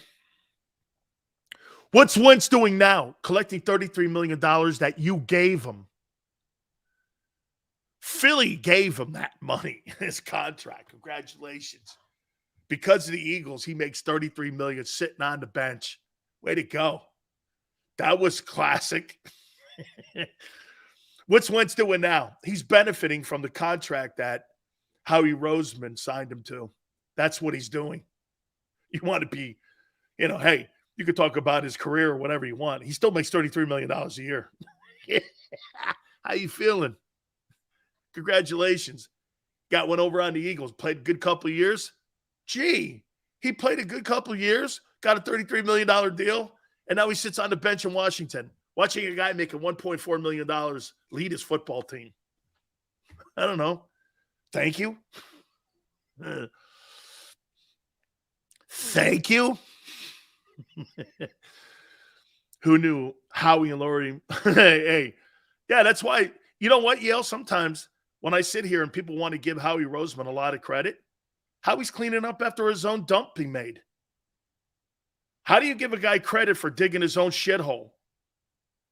He's the guy that wrecked it and built it up. Congratulations. Okay, well, you're the one that effed it up in the first place. You're the one that ripped it down, tore it up. You didn't like it or whatever reason. I don't know.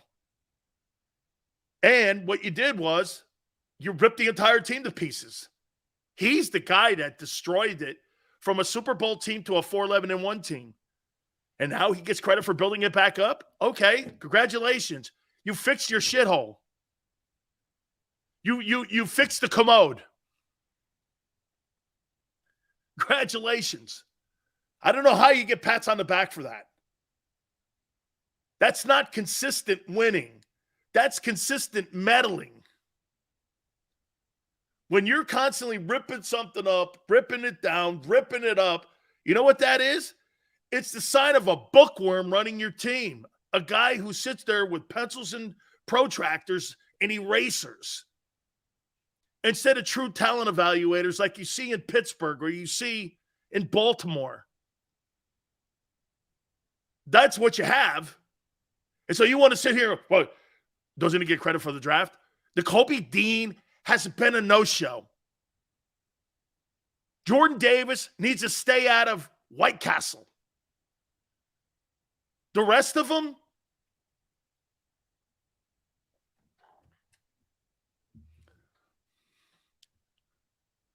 Howie fixed what he broke. Philip, you want to give him credit for that? Okay, I guess.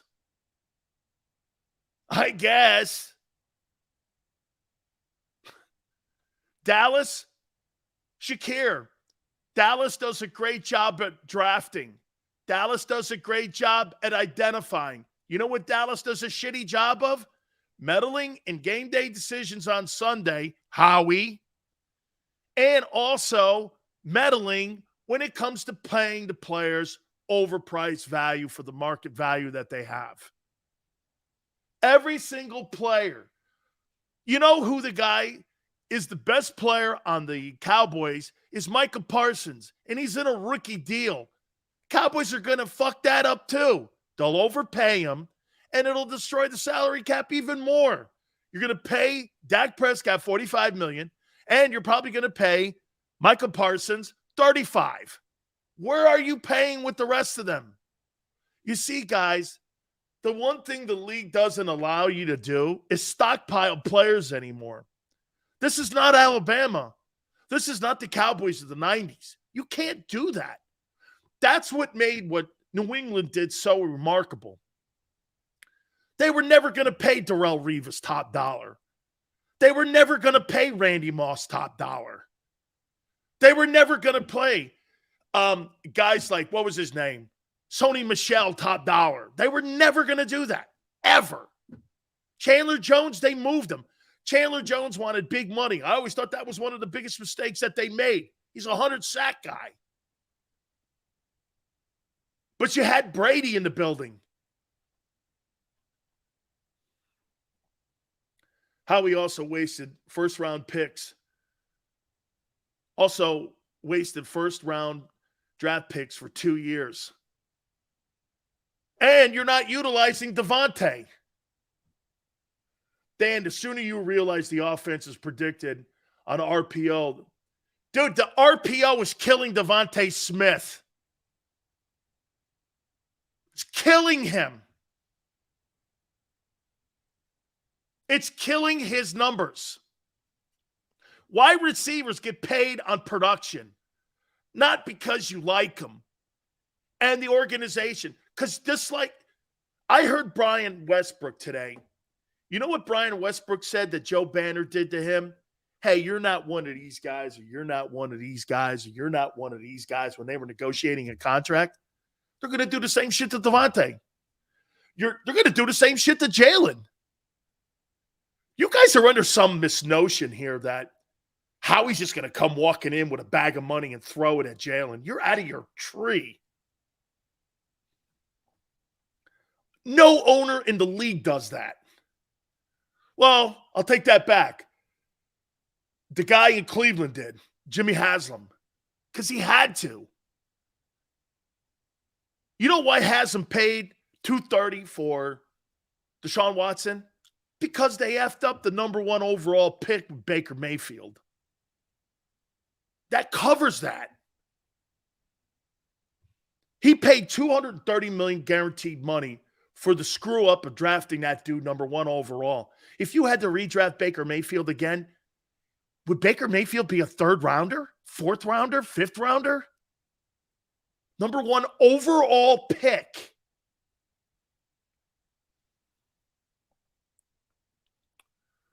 Jalen will get 35, 40. Go ahead. Good luck. I'm not paying that guy that money. I don't blame Howie. The play calling. Really, Jay? So you don't think he's involved in game time decisions on who to play and who not to play? How many times have you heard Nick Sirianni say we sit around, we talk about the game plan and Howie's in the building? I heard him say it during training camp. Fourth round, Jay? That's awful nice. Fourth round. But again, why do you think this team takes more shots in the face? This 10-1 team versus the 0-4 team and the 17 team. Again, I think the 17 team, I don't think nobody thought that they were going to win it. And all of a sudden, you guys were rolling towards it, and all of a sudden, it just picked up momentum. Would you not say you started really thinking that this team could do something when you started seeing – you couldn't have thought that they could have won the Super Bowl after Wentz went down. I would say this. You probably thought that 17 team, once they got to the playoffs and you saw Wentz playing or Foles playing into playoffs, and you went, maybe. Plus, you saw the shitty quarterbacks they were playing. Case Keenum, Matt Ryan. They weren't playing like Favre and Rodgers and any of them other guys. Those quarterbacks weren't in the playoff picture then. It was Case Keenum, and that's why you were able to – Foles played great. Now, Foles outplayed the GOAT. So, Sills, what would you pay Jalen? Between 35 and 40. 3-year contract. But here's the deal. I would guarantee the whole 3 years. I would go to Jalen Hurts and say this. Between 35 and 40, somewhere in there, I'd give him a 3-year contract, and I would guarantee all 3 years.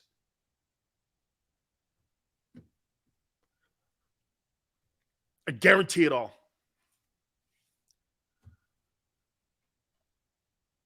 You get him under market value. The cap will go up.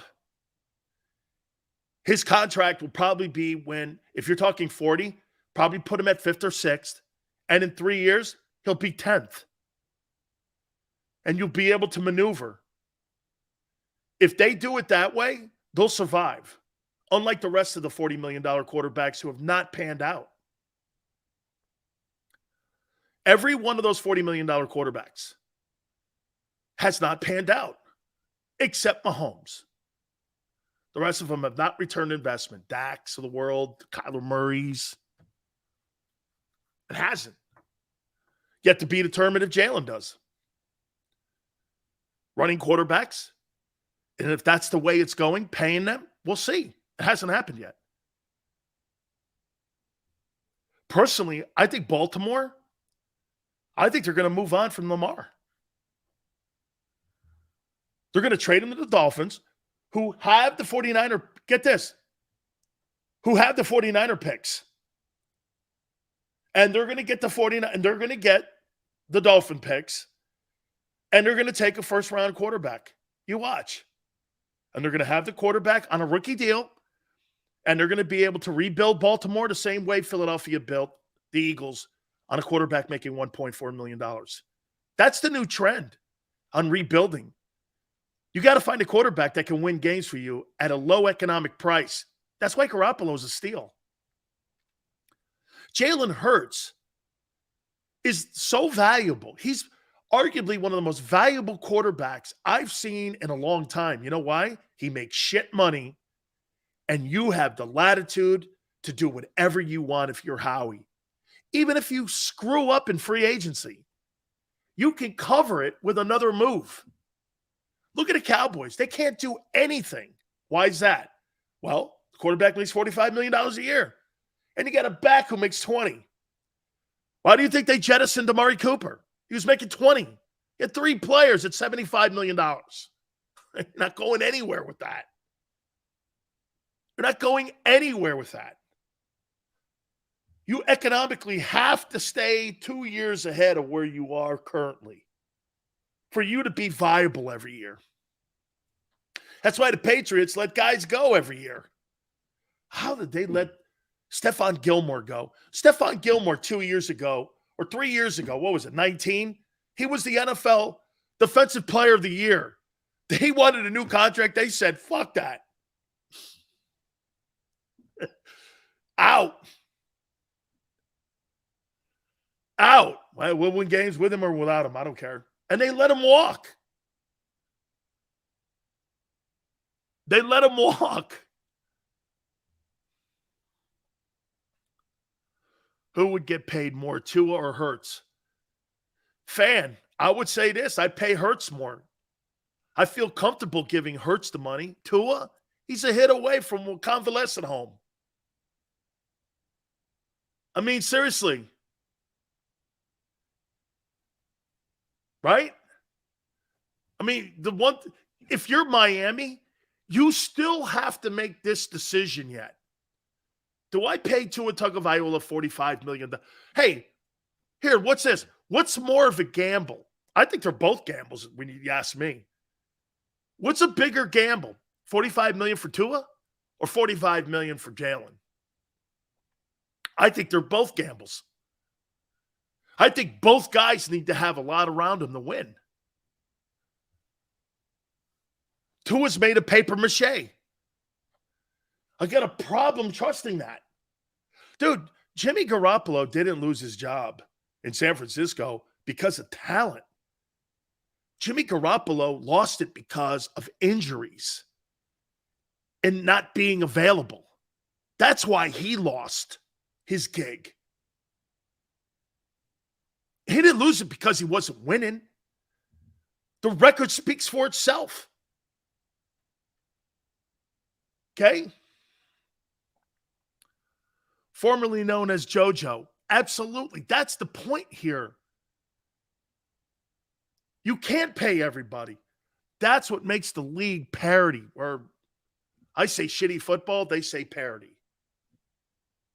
When you have, you guys are really the reason the Eagles are the best team in the league or the best roster in the league, because your quarterback makes shit. It's the only reason. It's the only reason. It's not because Howie is some sort of guru at drafting. You're out of your mind. That's why you got 14 guys that are going to be free agents at the end of the year. You think that's selective drafting and being an expert analysis guy when it comes to picking players? Howie's got 14 free agents at the end of the year.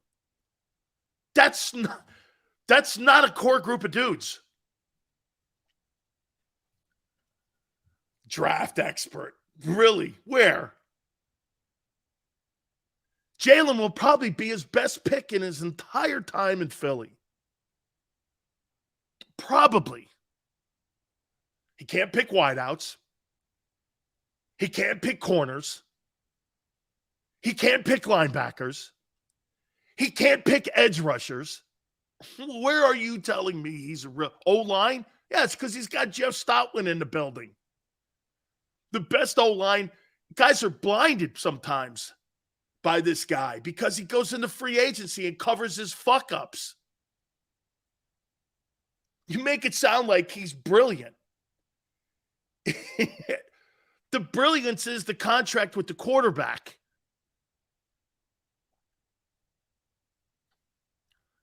He makes no money. You hit on a guy. You see, look at this. Jalen may not be Josh Allen or Patrick Mahomes, but get this. If he's anywhere near them, you're saving $44 million on your cap for a guy that is in the top 3 for MVP. The rest of those guys are making $45 million bucks. The Eagles save $44 million in one guy.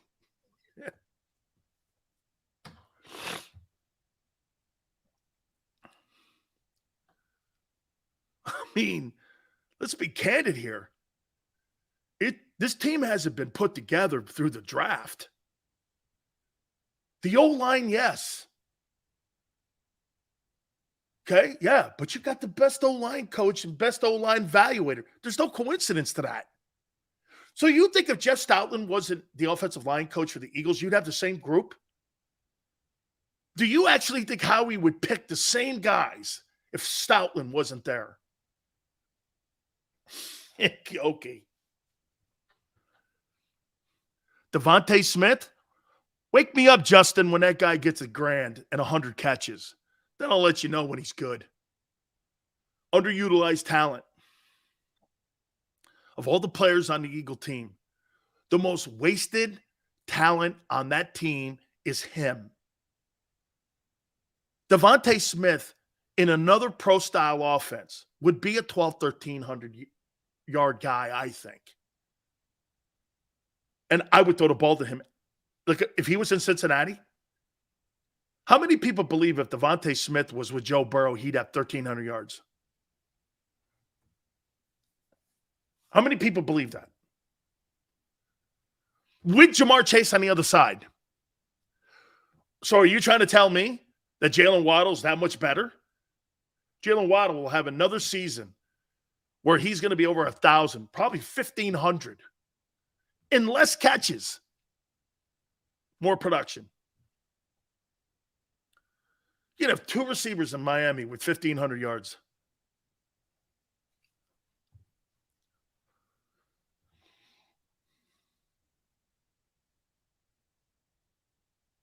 The Eagles O-line reminds me of the 98, 99. Yeah, that's a great, with Alex Gibb as the offensive line coach, 85. Very athletic, like Kelsey, not 300-pound guys. I know that these guys are. That's a great comparison. Alex Gibb was one of the better offensive line coaches. No question about it. No question about it. This offensive line does remind me of those guys. Very athletic, get out in the perimeter, really good on sweeps. Eagle O-line is really great on sweeps. J Money, Dan, serious question. You said earlier the Eagles wouldn't beat the Niners. But you also picked the Eagles to go to the Super Bowl this year. J Money. Do I think at home, all kidding aside, J Money, at home, in Philly, at the Link, I think the Eagles would beat them. It'd be a hell of a football game. I think they beat them. But I do not believe that would be some sort of like pushover game. I mean, you could see a 17-10 game there because those two teams would beat each other up. Both can run the ball. The Niners have the best offensive tackle in the game. The Niners have one of the better tight ends in the game. Will Goddard be back? Probably. Deebo Samuel and AJ, almost the same guy. They've got a back that's more versatile than what Miles is. Still. Probably go a little there. The quarterback's experienced in San Francisco. Jalen has gained a lot of experience, but he's not as experienced as that guy because that guy's actually won playoff games. And I think the defense for the Niners is superior than the Eagles defense. Superior. Better pass rusher, better linebackers. Your DBs are banged up. CJ Gardner-Johnson, I don't know. I don't believe he plays the rest of the regular season. You're not going to tell your opponent that because you still want them to game plan that he may play. See, if he plays, be great. Be enormous to get him back. But that kind of injury is kind of a frightening injury. You got to be careful with it, too. They're going to wait for the swelling to go down to see where he is because there are stages of lacerated kidneys. Now, for them not to have surgery, that's a huge thing, and it's a great thing to hear. Great. Lord, the 49ers defense is probably the best in the league. They're the best. Bosa's the best edge rushing defensive hand in the dirt in the league. He's the best. And if you had to put him right now, is he the best defensive edge rusher and best defensive pass rusher in the game? Yes. The guy up in New England's having a great year too. Okay. We have a running back who's going to get 1,000 yards. Okay. He's not only going to get 1,000 yards, he's probably going to get 1,200 to 1,300 yards.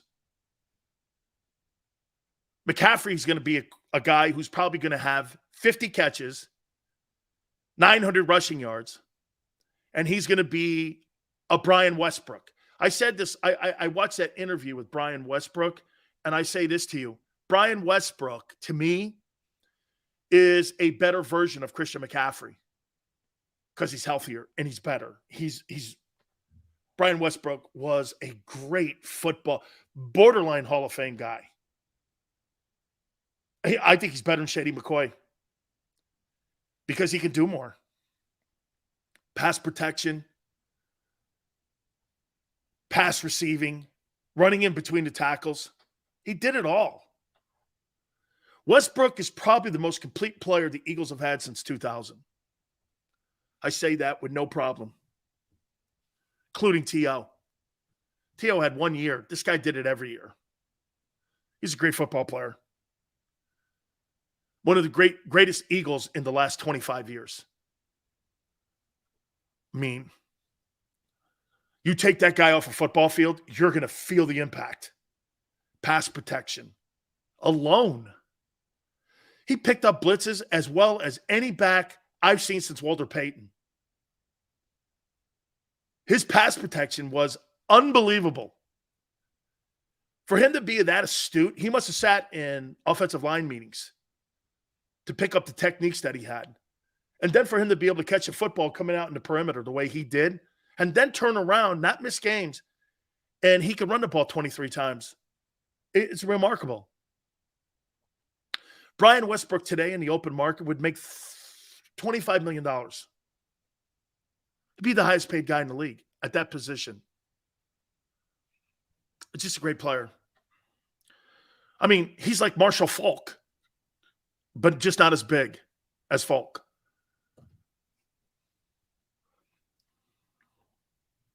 Just tremendous. Shady was great. Don't get me wrong. Shady, probably pure best back you've had. But Westbrook, too much. Too much. Plus, you had a quarterback that could get him the ball. I mean, your receivers were not really anything to write home about in those teams.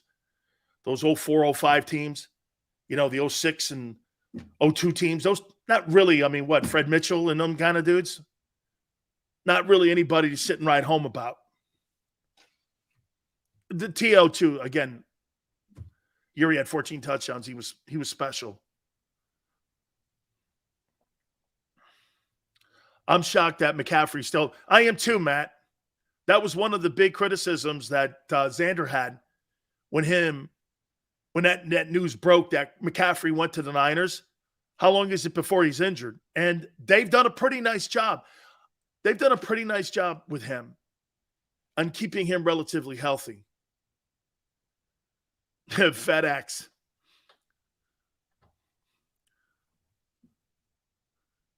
Christian McCaffrey has a knee problem. Still playing though, and I think he's playing against the Dolphins this weekend. Buckholder was pretty decent, but nothing like this guy, man.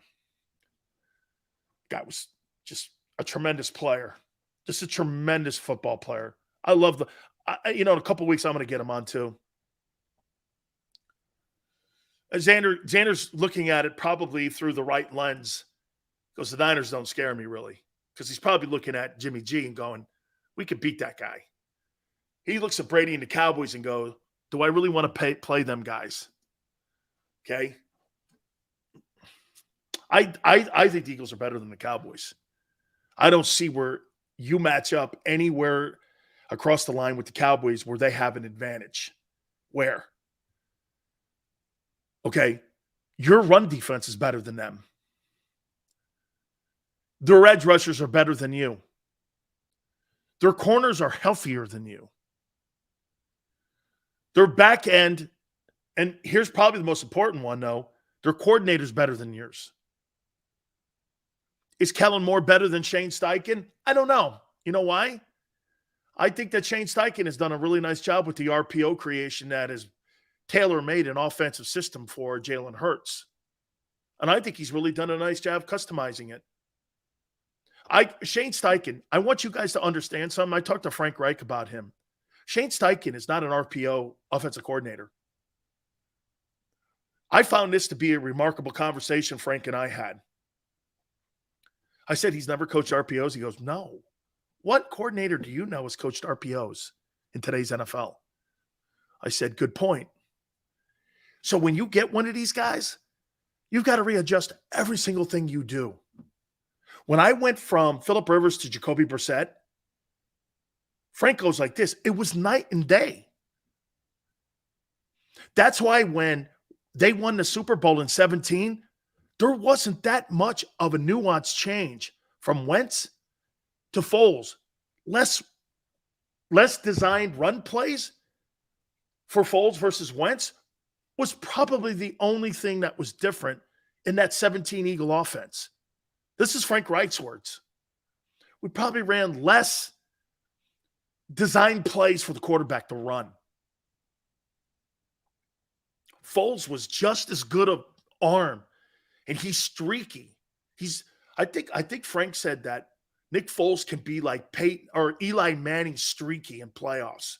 Gets on a streak and he's rolling downhill. He goes through these terrible bumps and bruises during a regular season. But if he gets rolling, he's almost unstoppable.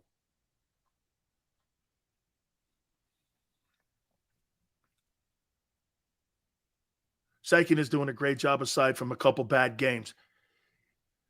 Yeah, I think the adjustment from losing Goddard, I think that threw them for a loop against Indianapolis.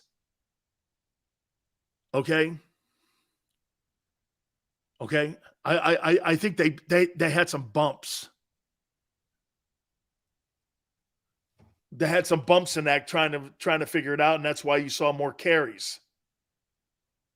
All right, I got to take a timeout. I want to reset. Also, week 13 of the NFL. Coaches that are on the hot seat, according to Vegas and Atlantic City. My top 10 NFL teams.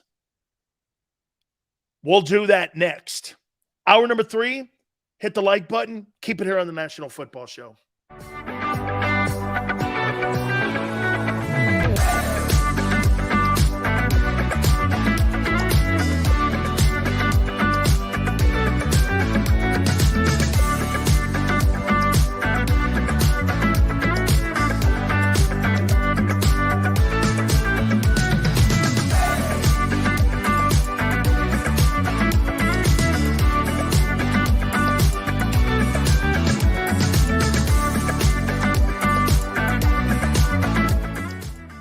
At Pond Lehocky, we've recovered billions of dollars for our clients, and we're confident we can do the same for you.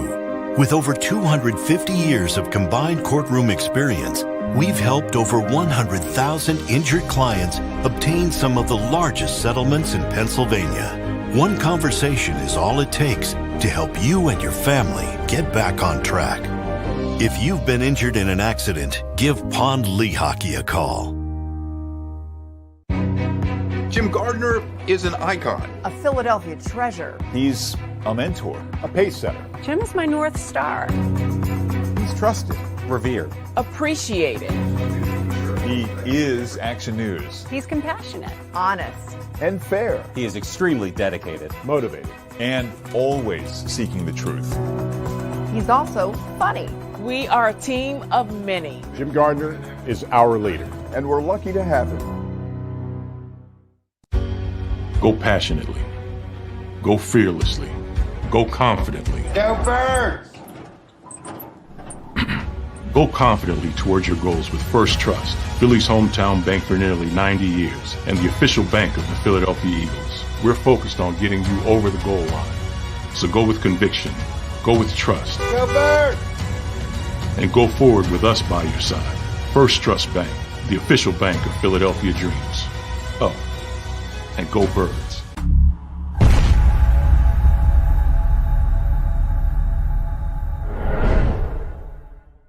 We all know that taxes are just part of life. It's true during our working years, but also in retirement.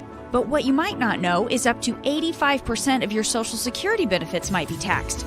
Our team at Thrive Financial has helped retire thousands of people across the Delaware Valley by asking questions they never knew they needed to ask, including how their Social Security benefits might be taxed. It's time to be proactive on taxes. Get your Thrive Retirement Tax Playbook today.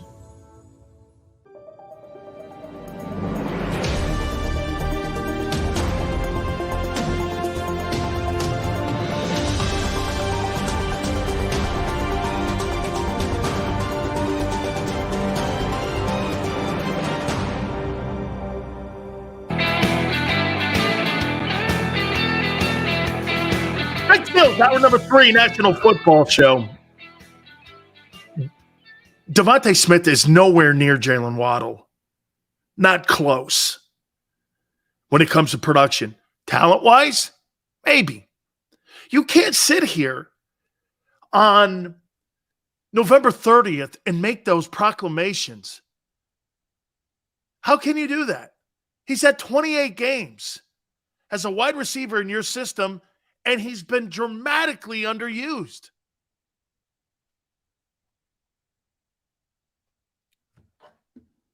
How many games has he played? 28 ball games. You think, how about this? Let's do this. How about this? In 28 games, give me a grade on Devontae Smith's impact so far in the last year and 11 games. What would that be? Let's see how blinded you are by your green and white here. Because I'll tell you the truth. What do you think the production is? And by the way, let's take a look at Jalen Waddle.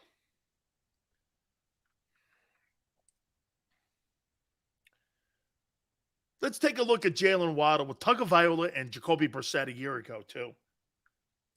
Jalen Waddle's stats.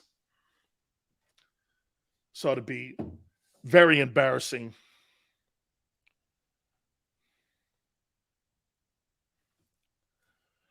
Jalen Waddle. He's got 963 yards already on 56 catches. Last year,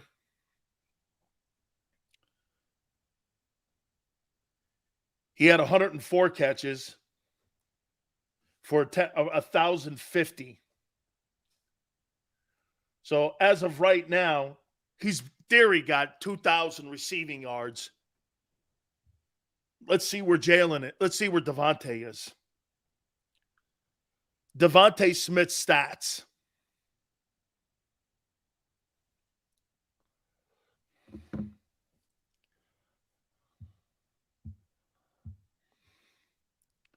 $916 yards last year, on pace for the same. And he's got 609. Jalen Waddle has 500 more yards receiving.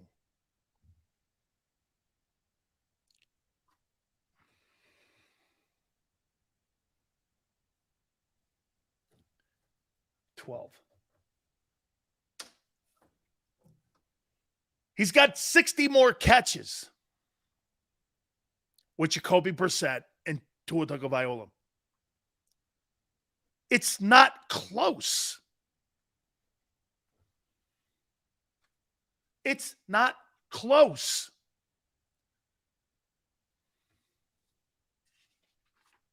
See what Nick says? Stop comparing. How do you think football players are compared? Why do you think you take a shit on Howie Roseman when the Eagles draft Jalen Reagor and the Vikings draft Justin Jefferson? When quarterbacks come out in the same draft, 83, 04. When running backs like Todd Gurley and other guys get compared. Sorry, it's the way of the world, guy. Once again, Devontae Smith is the most underutilized football player on your team for being a first-round pick. You're not getting your return on investment. Number one wide receivers, first-rounders, are 100-catch guys, are 1,000-yard receiver guys. You're getting a return on investment with Jamar Chase. If Devontae was drafted in the second and third round, we wouldn't have conversations like this. He'd be overachieving. Hunter Renfrow is a fifth rounder. Smitty is a casualty of this offense. The benefactors from this offense are Jalen and Miles Sanders. AJ too. AJ's having a career year, but by the end of the year, AJ Brown is going to be kind of where he always is. 1,100 yards. More catches this year. Probably break his all-time record for catches. I think his all-time record's 68. He's never had a 100-catch season. He ain't having one this year. $25 million? Paying him for red zone. Look, he's a great player. He's a great player. And that's the going rate for those guys. And I think he's a jump ball freak, and I think he's a yak freak. I think all of that. I don't have a problem, even though he's been Casper the Ghost the last 3 weeks. I don't have a problem with him. I do think he'll have a great game against Tennessee. To what extent, we'll see. Okay?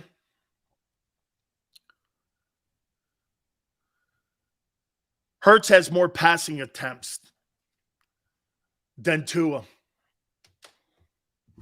Tua's missed 2 games, jackass. Let's look at Tua's numbers. That's a good point. Tua Tagovailoa stats. Let's take a look at this. Here's the last couple weeks for Tagovailoa. 300 yards, touchdown, no picks. 285, 3 touchdowns, no picks. 135 quarterback rating. 302, 3 touchdowns, no picks. 135.7. Detroit, 382, 3 touchdowns, no picks. 138.7. 261, 1 touchdown, no picks. 92.7. 469, 6 touchdowns, 2 picks. 124 quarterback rating. Where are you even coming up with any kind of conversation where you're comparing Tua Tagovailoa to Jalen Hurts as a passer? It ain't close. It ain't close. Devontae is not built for RPO offenses. That's why Saban benched him.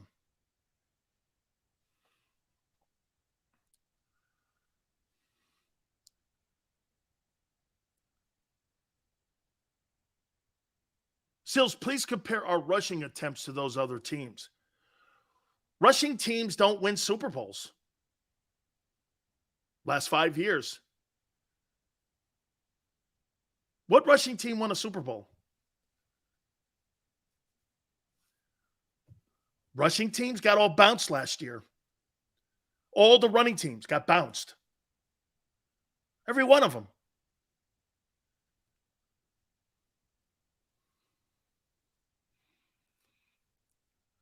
Jay, it's not that it's a bad passing system what the Eagles run. It's just not a spread offense where you're going to have and utilize. Look, so you're telling me Dallas Goedert has been that much of a factor where, get this, so if Dallas Goedert was on the field, Devontae Smith would have no catches and targets. Why draft a guy in the first round? Philadelphia is not a place for wideouts. You don't come to Philly or Baltimore to play wide receiver. You don't. That's why you've never had him.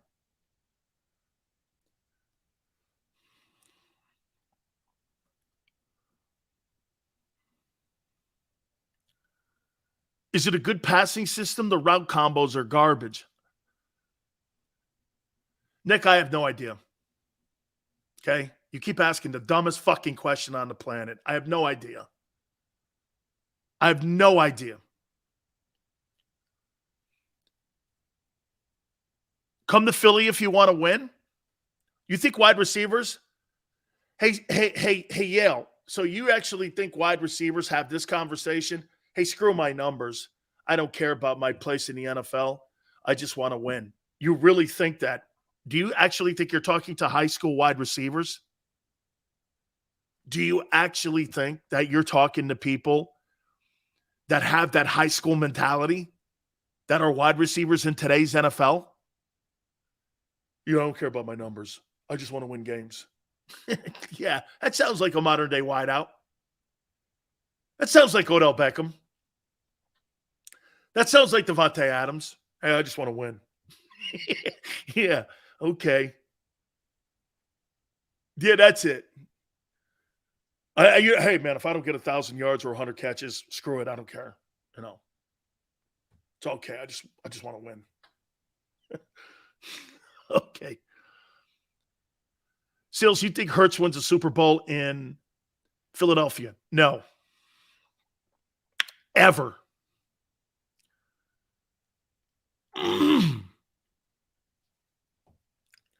I want to see that style win first. I haven't. Dude, if Michael Vick can't, what makes him? If Michael Vick can't win, why can't they figure? That's a great question.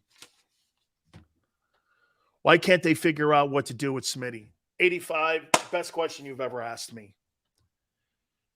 Okay. That is a super question. I think they may. Because you know why? I think your quarterback's smart enough to fill it and figure it out. See that RPO. Watch this. When Jalen gets the RPO, guys, he's not looking down the field for Devontae. You understand that in them RPOs. When you're a drop back guy, you go through progressions. The RPO takes progression reading out of the offense. It's a one-target offense. If he's not open, run. If he's not open, run.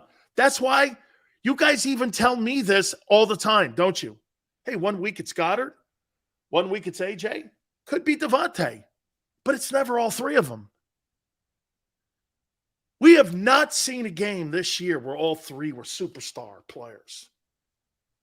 You see that with some of the – now, to the Eagles' credit, the Eagles have a low turnover offense. I think it's more important for Philly not to have the turnover than it is to have 5 touchdown passes or 5 rushing touch. I think it's more important for them to have that. 4 touchdowns, no turnovers. Than to have this number like in Buffalo or in Kansas City. 6 touchdowns, 3 turnovers.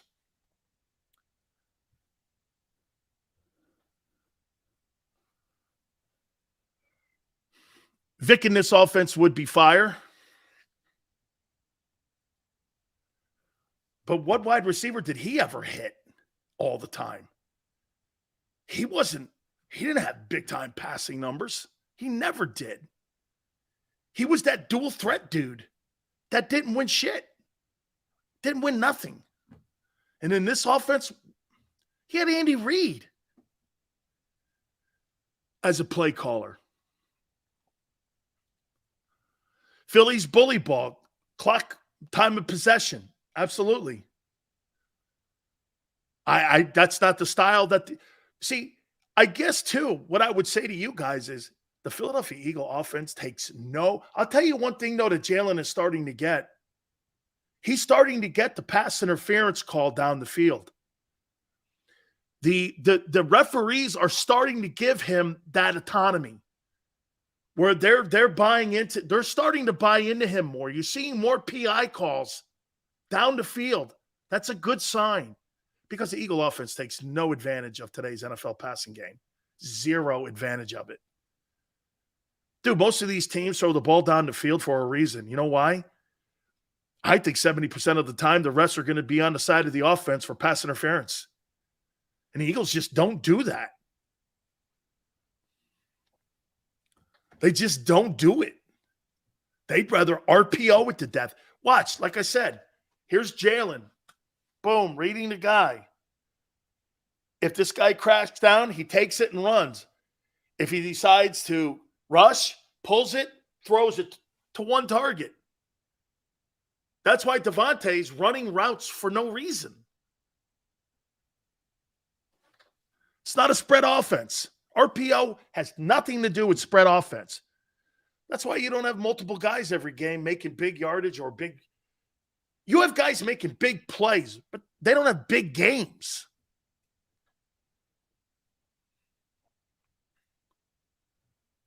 The offense has benefited one guy. Throwing the ball down the field will only create turnovers. Larry, I believe that is the fundamental philosophy that they have in that offense, and it's working. I completely agree, Larry. It is a low turnover offense. Low turnover. And to me, that is totally – and plus you get a quarterback that can go for 157, and he could be kind of average. He was average throwing the ball last week against Green Bay. 16 to 28. I don't know. 150. The 2 touchdowns, good. They scored. I don't really care about the number of yards. But the 16 to 28, below average. Or little above average. The best thing about Hurts is that he's more aware of his strengths. And that's totally a great comment. That's totally a great comment. Smitty will be the NFL MVP next year with 2K yards and 22 touchdowns. Only on Madden. Only on Madden. Only on Madden, my friend. I'll make a prediction to you too, Jameson. Devontae Smith will never have, ever, 1,000-yard season in Philadelphia. Ever. He'll never have a 100-catch season too. Ever.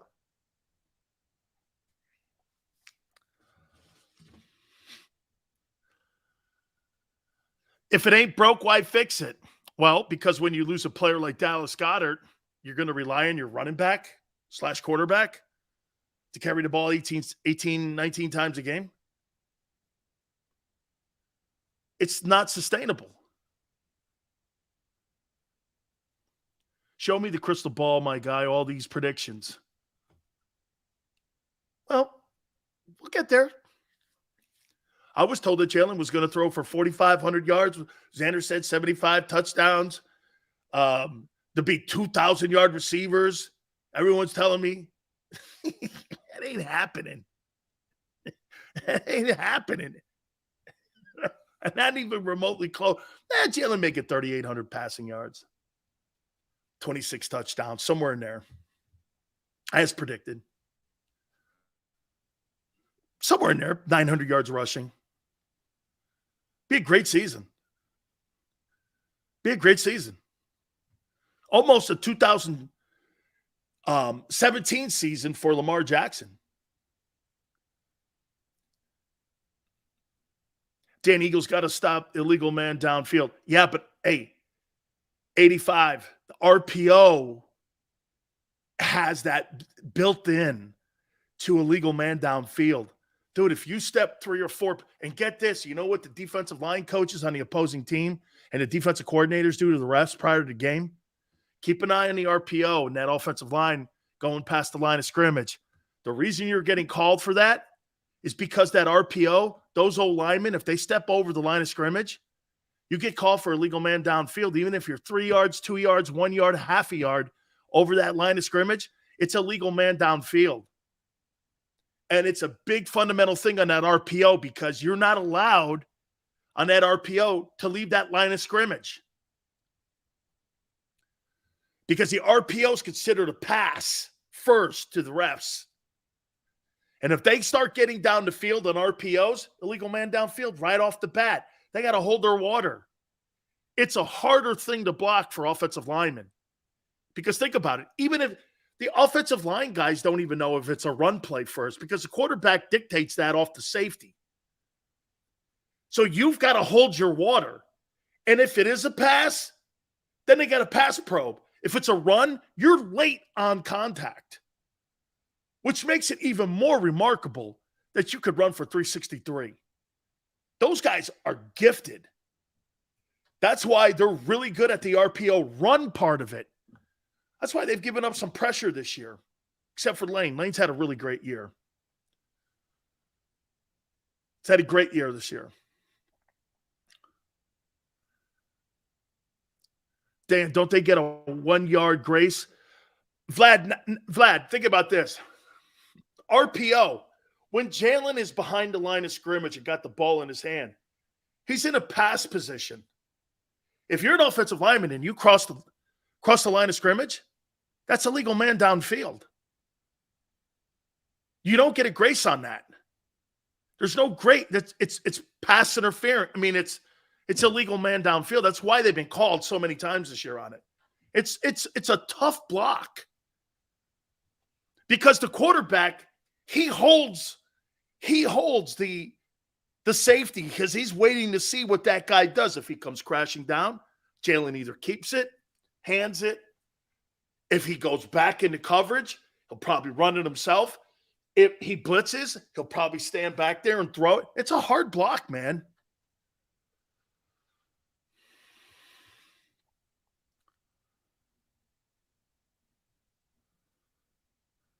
Seals, you drive me crazy, but I love your show, man. Hey, Sean.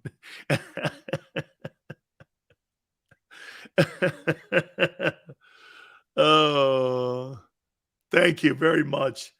You'd be shocked how many times my wife says that. Hey, and Sean, just so you know, my wife and my daughter call me the most obnoxious human being they've ever known in their life. So trust me, it's not just you guys. Okay, see, I don't really think I am. I'm more level-headed. You know, unlike Rob and Barrett and Degon and Xander, I'm more level-headed. You know, I things don't faze me like those guys. I'm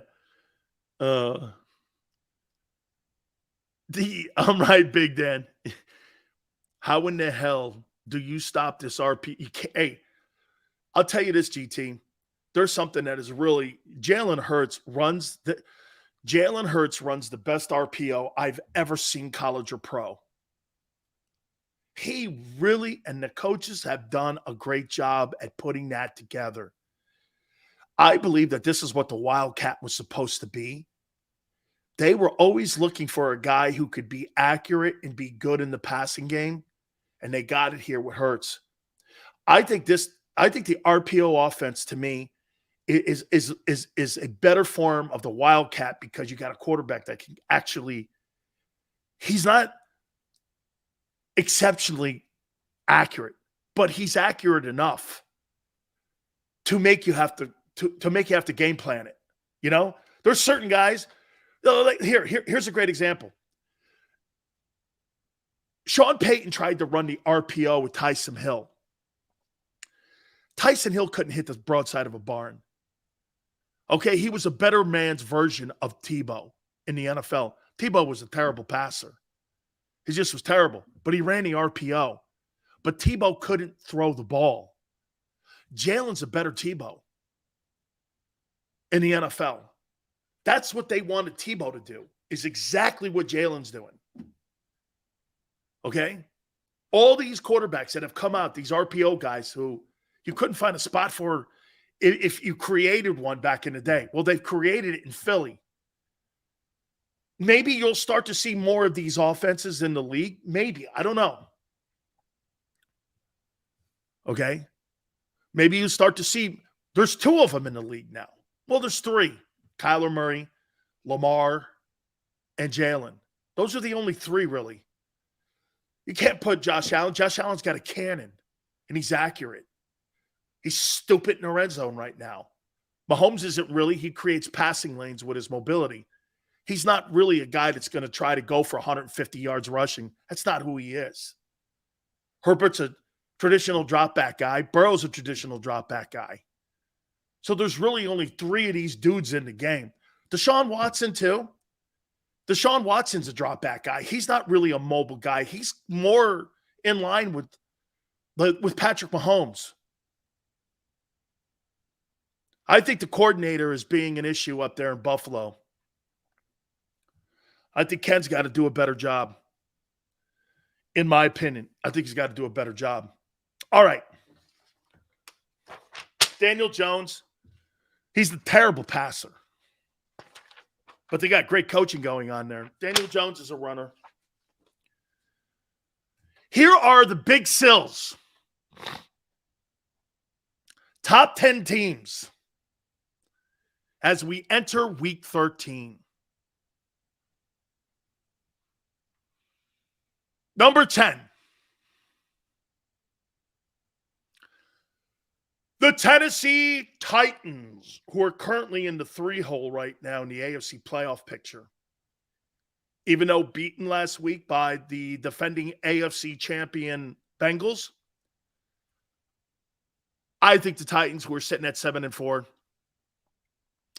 are a pretty well-coached team. Love Mike Vrabel. I think they got some really fine ball players. I don't think their offensive line is all that hot, but you got Derrick Henry, and you got Jeffrey Simmons, and you got Mike Vrabel. I've got the Titans at number 10. Number 9. The only reason I have the Baltimore Ravens at 9 is because of Lamar. By the way, I got the Titans as of today beating the Eagles on Sunday. How you doing? Number 8. The Minnesota Vikings. Win a big game, guys. Come on, man. Win a big game. I'm 9-2. And the 2 games you lost, you were killed.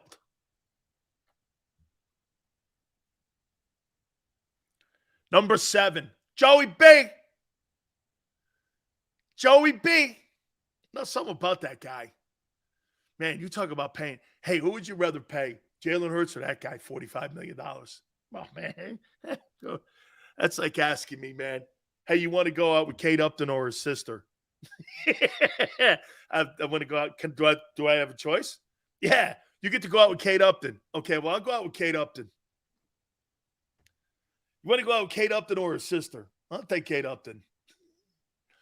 Joey B's going to get $60 million. Xander's, hey, dude. Joey B. The Bengals he turned around. The Bengals. The best team in Ohio, including Ohio State, is the guy that Ohio State threw out, Joe Burrow. His Bengals are better than the Browns and Ohio State. Dude, Bengal football is fashionable in Ohio? What? Joey B. Joey B. Love Joey B. That's a guy. That's a guy you spend that kind of money on. Joey B. Look at Yale sounding like a Yankee fan. Repeat, then I'll believe. Now you sound like me, Yale. Yeah, Yankees win the World Series. This is years ago. Yeah, you know what, though? Can they do it again? This is New York, you know? This ain't sitting here. We're not the Mets. You know who Met fans are? Met fans are every fall. They turn their hat inside out and become Yankee fans. You know who Met fans are. Let me guess. Jody likes the Mets, too. Jody likes the Mets and the Jets. Let me guess. Holy cow. Yeah, Met fans, you turn your hat inside out every October, and you become Yankee fans. Sounds like, hey, do it again. Then I'll believe this guy's a really good guy. Torrey, I don't believe it. I want to see him do it again. He won 5 of them. Number 6, Jimmy G. The San Francisco 49ers, led by Jimmy G. I just love me some Jimmy G, man. You can't get away from 44-19-0. 2 NFC championship games. Do you know if he goes to another one, he'll go to 3 NFC title games in 3 of the last 4 years. He sucks. Who in their right mind wouldn't want that? Is there a quarterback in the NFC that has that record? If he goes to another NFC title, he'll go to 3 of the last 4 conference title games in the NFC. There's nobody in the NFC that would have that distinction of Garoppolo. 3 of the last 4 conference title games, Garoppolo will be the quarterback for the Niners. He sucks. Jimmy J. All the girls want to see him too. That's what I love the most. The Golden State Warrior chicks going up to him. Hi, Jimmy. Oh, my God. It's such a, for an Italian guy like me, man, when I was a young kid, man, in my basement, my grandfather had DiMaggio, Esposito, Marciano, and Benito Mussolini. And I'm kidding. I'm kidding about Mussolini.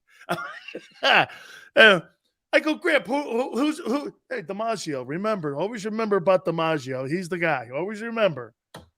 Never go wrong with DiMaggio. What about Testaverde? That means green head in Italian. Did you know that? Testaverde means green head. I don't know. I thought I'd throw that out there to you. Jimmy J. Here we go, baby.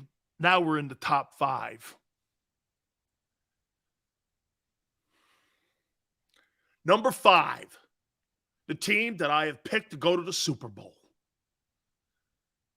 Stephen A. Smith said they belong here.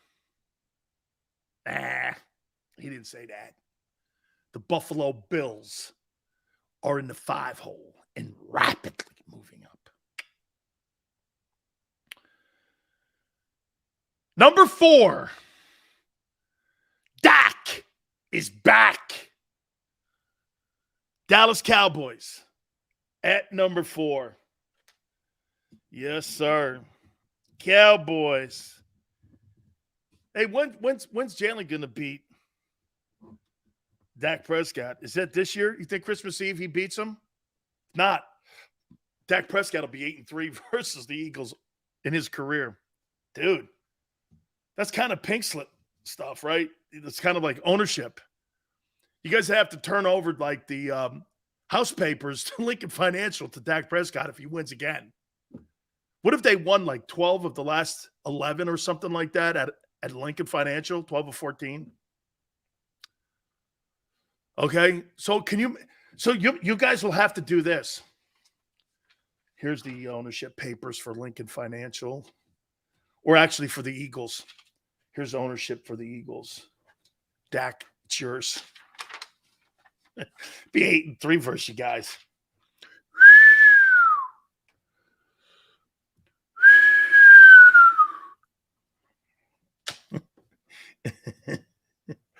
Eagles have run the NFC East for 20 years. Dak, that's it. It's true, dude. Yeah, but Dak's owned you. Number 3. The Miami Dolphins with their explosive Alabama offense led by Tua Tagovailoa. Tua! By the way, you want to hear something too? His brother at Maryland's pretty damn good. Didn't he start his career at Alabama, then transfer to Maryland? Dude, that kid's been pretty good this year. I think he just threw his 50th touchdown pass in his college career at Maryland this past weekend. Hey, man, the brother is pretty good. I don't know if he's a pro prospect, but he's pretty good. I've watched him a couple times. Not a bad ball player, man. He can play. He might get an opportunity somewhere. Here we are with the top 2 teams in the NFL. Recap. Big Sil's top 10. Titans 10. Ravens 9. Vikings 8. Bengals 7. Jimmy J. Niners 6. Bills 5. Cowboys 4. Dolphins 3. And here are your top 2 teams. The best team in their conference. Really done a great job this year. The Philadelphia Eagles are in the 2 hole. And the number 1 team is Big Red and Mahomes. Who do you feel comfortable going into a game with? Jalen Hurts or Shane Steichen and Nick Sirianni, or Patrick Mahomes and Andy Reid? I don't know. I mean, if the people who owned the Titanic went, I think the people that owned the Titanic went with Jalen Hurts and Shane Steichen instead of Andy Reid and Patrick Mahomes. You give me those 2 guys, I'm all right with that. Like, if I owned the Titanic, I'd go, yeah, I think I'm going with Andy Reid and Patrick Mahomes.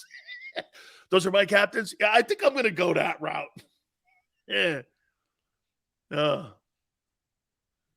Mahomes. Holy cow. What's he on? Dude, he's got to be on pace for like 65 touchdowns and shit like that. He's got to be, man. Let me take a look at that. Look at Tua. Tua's going to put up big numbers this year, man. Patrick Mahomes. Yeah. I got to think. An American football quarterback for the Kansas City Chiefs of the National Football League. Patrick Mahomes stats. He's got to have big ones, man. Look at these numbers. Are you freaking kidding me? Patrick Mahomes has 1,000 more passing yards than Hurts. He's on pace for 683 attempts, 451 completions. He'll have more completions than Hurts will have attempts. 66-1 quarterback completion percentage. It's a tick under Hurts. And Hurts doesn't throw the ball. And he's on pace for 5,540 yards, 45 touchdowns, 105.3 QBR.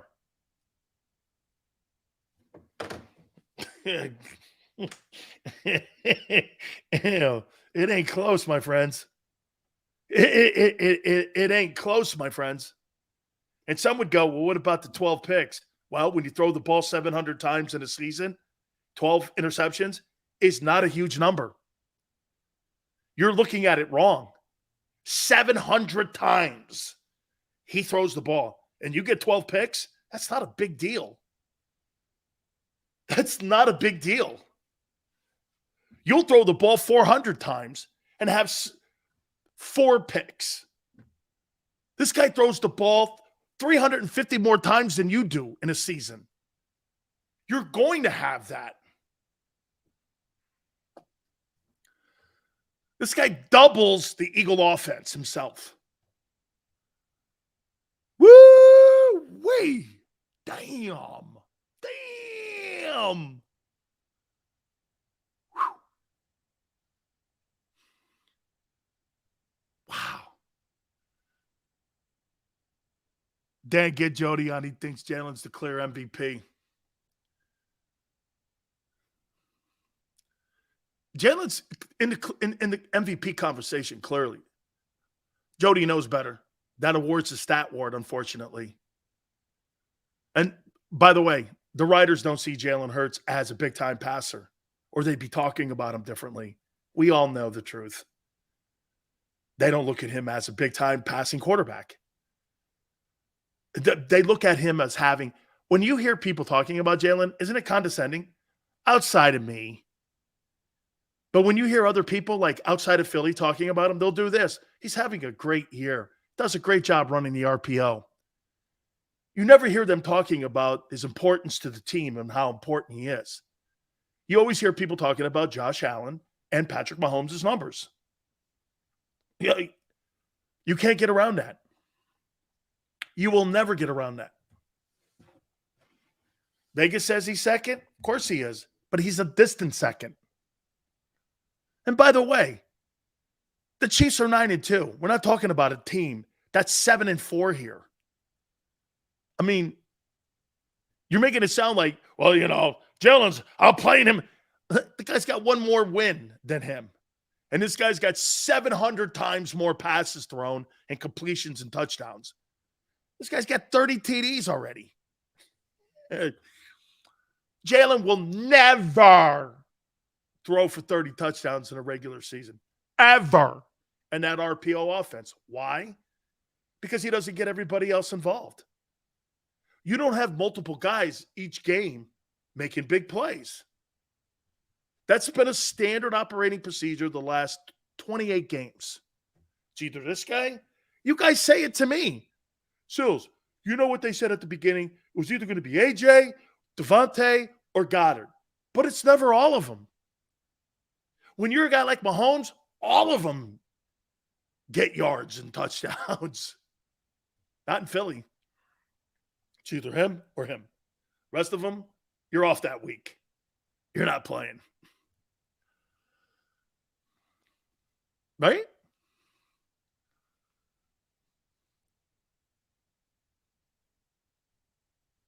How many teams have 2,000-yard receivers? Oh, Josh. Whoa. I said you'd have one. At the beginning of the year, everybody here was going, now we're going to have 3,000-yard receivers with our tight end. The quarterback's going to throw for, what was it, Xander, 5,000 yards and 42 touchdowns. I'm like, this ain't happening. If you get marginal improvements in the numbers, he'll have a great year. I said somewhere between 26 touchdowns and 28. If he's in that conversation, he had a great year. 3,800 yards passing, 900 rushing. You're asking this guy to do things it's not capable of doing. Nobody's going to throw for 4,500 yards and run for 1,000 yards, have 12 touchdowns rushing, and have 38 touchdowns passing. No one's ever done that in the league, and it won't be him. 13 TDs to go with 6 games. Okay.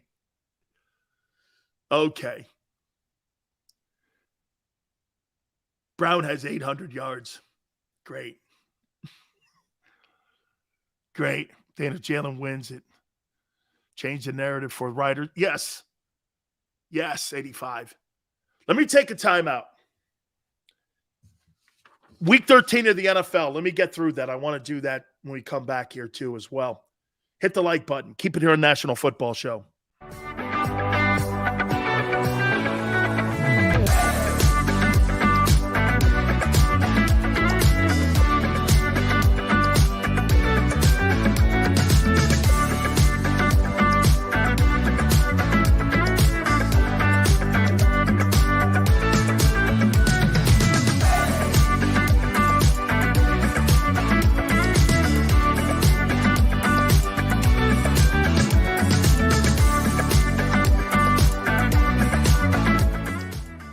At Pond Lehocky, we've recovered billions of dollars for our clients, and we're confident we can do the same for you.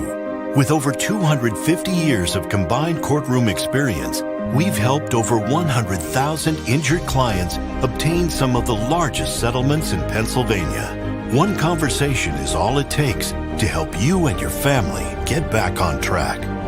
If you've been injured in an accident, give Pond Lehocky a call.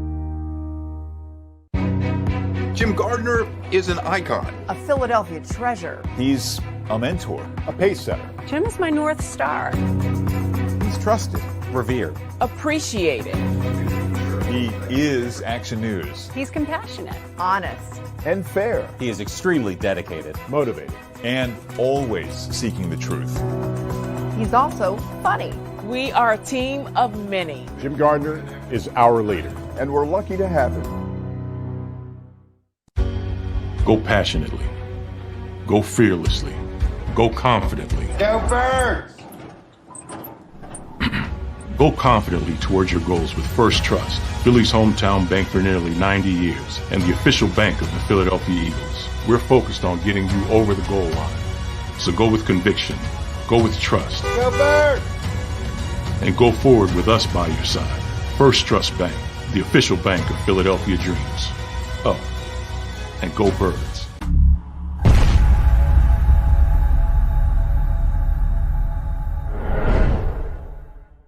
We all know that taxes are just part of life. It's true during our working years, but also in retirement. But what you might not know is up to 85% of your Social Security benefits might be taxed.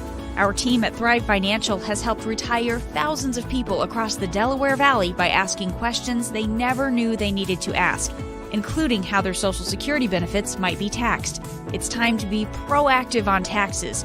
Get your Thrive Retirement Tax Playbook today.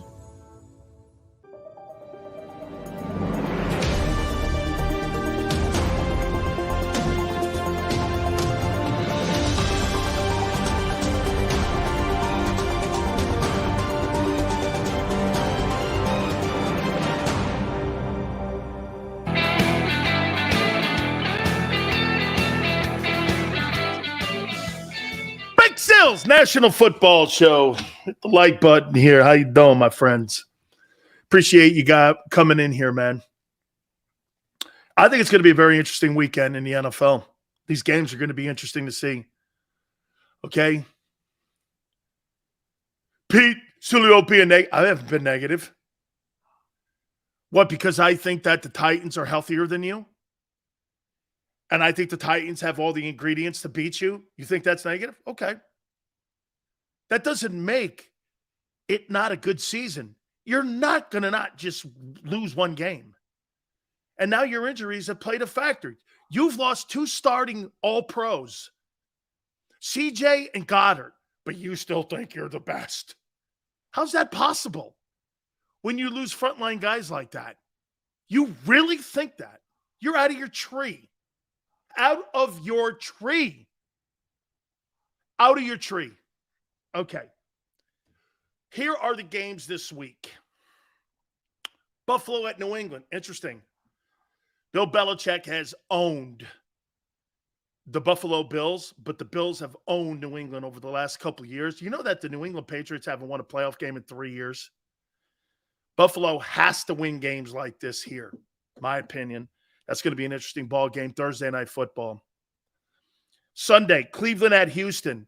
I can't wait to watch Deshaun Watson play. I am so looking forward to watching him play.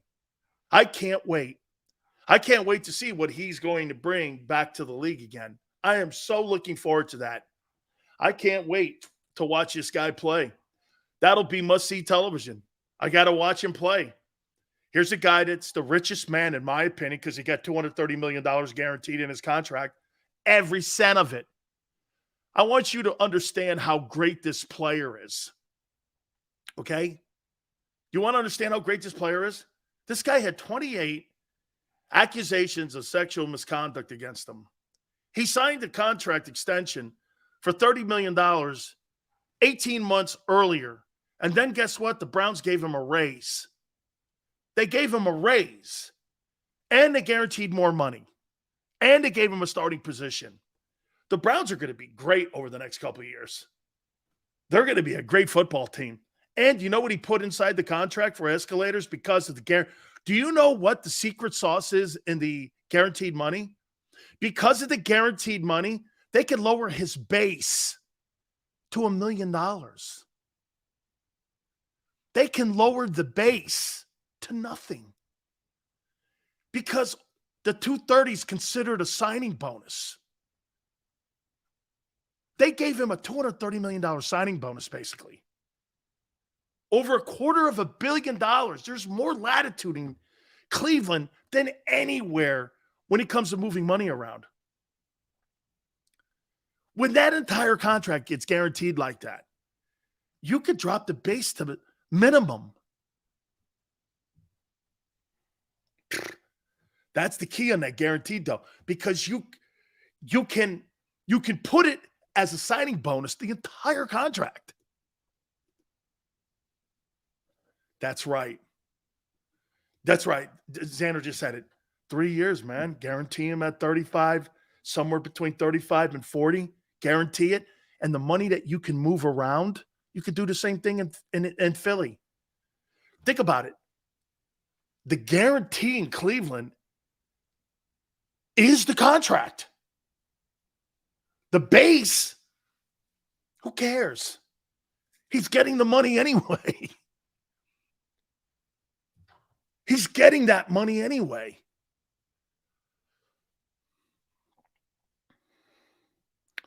Green Bay at Chicago.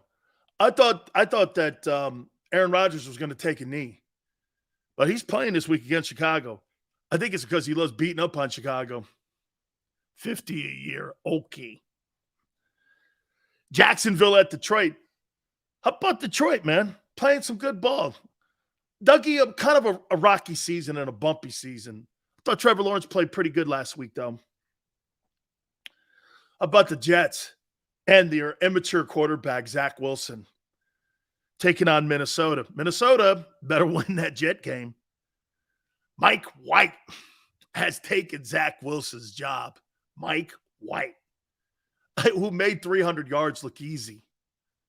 Zach Wilson. I thought he was a bum when he was at BYU. Oh, I went, they took him number 2? I thought he was a bum. Pittsburgh at Atlanta. Atlanta keep fighting. They're staying within reach of the Buccaneers. Okay? They're staying within reach. Washington at New York. I got the Commanders winning this thing. I'll talk more about it on Friday, but Washington's playing great. I think they get Chase Young back. So you get Chase Young with that front four? I don't know. Hey, man, Dimes Jones. Then again, he beat Jalen. So, Dimes Jones. Jalen's 0 for 1 versus Daniel Jones. and wait, he's 0 for 1 against Daniel Jones, and I think Jalen's 1 for 1 against Tyler Heineke. Whew. There you go. He is 2-0, though, against Kirk Cousins and Aaron Rodgers. That's impressive. Miami, San Francisco. There's a ball game. There's your ball game right there, boy. Got to put a couple mouthpieces in. That's going to be a good game, man. It's in San Francisco, too. Hey, Don. Jimmy G. Oh, man. Jimmy G beats Tua. Be skyrocketing up that MVP.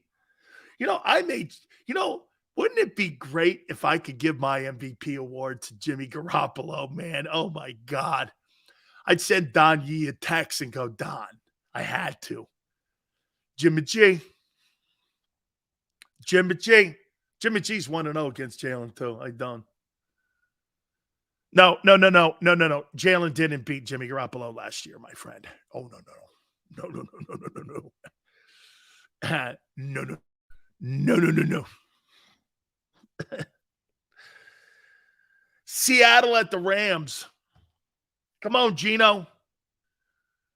Keep it going, Gino. Oh, that's right. 1-1 against Daniel Jones. That's right. He's 1-1 against Dimes Jones. Dimes Jones. Dimes Jones and Tyler Heineke. Yes, I do, Debbie. I do agree. I think Brian Dable's very missed second half there in Buffalo for sure. Jimmy J, Roland. You kidding me? Who wouldn't have a crush on Jimmy G? Jimmy G, baby. I got a crush on him, Roland, because he wins. At an exceptional rate, too. Some go like this. Hey, Dan, he hasn't won the Super Bowl. He's got a better record than Donovan McNabb did. No, wait. Don't say that. He's won more football games than McNabb as a percentage-wise, plus his postseason record. What's McNabb's postseason record? Garoppolo's 4-2. Jimmy J. KC at Cincinnati. This will be good. Jimmy J. Jimmy G in 60 ball games has 3 more wins than Joe Montana and Steve Young. Oh, no. Not those guys. Not those guys. You're kidding me. He's got 3 more wins and 60 starts as a 49er quarterback than Young in Montana? Yeah. That can't be true. Oh, it is. I love it. Jimmy J, 3 more wins than Montana. Jimmy G, how you doing? Right, Jay? That's right. You saying anything? Yeah, Red. Win. A girl yelling in the other room. Why I keep screaming Jimmy G. Hey, do me a favor, Jersey Dolphin. Don't show a picture of Jimmy G to your chick, though. She'll understand why. Oh, the Subway guy. Chargers versus the Raiders. Justin Herbert. How you doing? Xander hates him. I love him. I think Justin Herbert's a real deal. I think he's got a big gun. Indy at Dallas. That'll be interesting. And then Monday night, Brady got to get it right, man. They got New Orleans, who always beats them, it seems. Tua will win in prime time. Jimmy G. Jimmy G, baby. It's my boy. Man, we got a ton of stuff still to get to. Oh, wait, it's over. Shit. I think it was 6 hours again. How you doing? Hey, appreciate the way everybody came aboard today. Thank you guys so much. Please hit the like button.